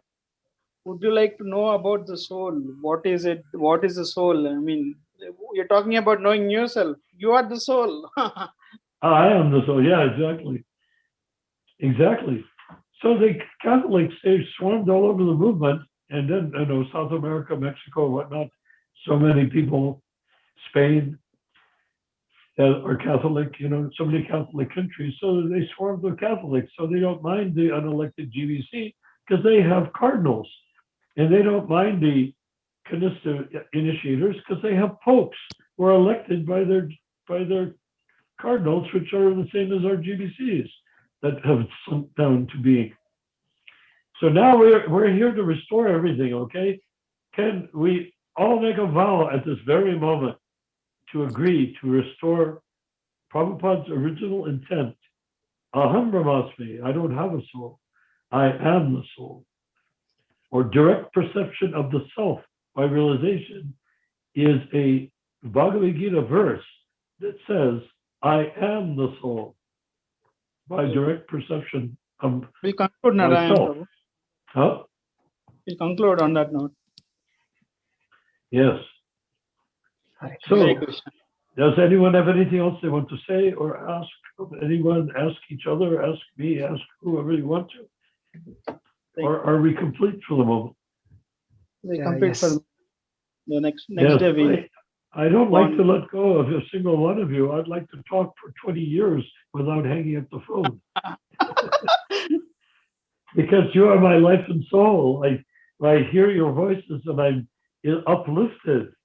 But Istagosti, Prabhupada said, is an arena, is a place where you can express doubt. Suppose you have a bunch of people in a temple and they go in to the Istagosti and they sit in a circle, and the guy's temple commander, he's temple president, he's GVC, he's this, he's that. He gives it up at the door, he sits down, he's just a person without any title, no prestige in the Istagosti. It's published, I think, isn't it, on the website? Oh, Independence I've not published it. And so there's the Istagosti is composed of people without any rank. So if a sannyasi is there and he says, I don't understand if I can follow all the four regulated principles anymore, he has to. He's a sannyasi. But he's able to say he has doubts. Or so many sannyasis have fallen down. Said, I don't want to fall down, but how can I do? Everybody in that group is supporting him and helping him to realize how he will get a better satisfaction by following the regulated principles than if he doesn't. He gets more pleasure from renunciation, satisfaction. Renunciation isn't giving up. It sounds like it, but renunciation isn't giving up. It's getting peace, happiness, bliss, association with great souls who are coming from higher planets just to help the sannyasi if he's willing. So this is what we're aiming at, transcendental life, not religious life. I hate religion, actually. But and ISKCON, unfortunately, is not a religion. It is Kanistha Adhikari stage of thinking spiritual advancement to the Madhyam stage, and then ultimately to the perfection of Uttama Adhikari. Hare Krishna Prabhus. Hare Krishna Prabhu.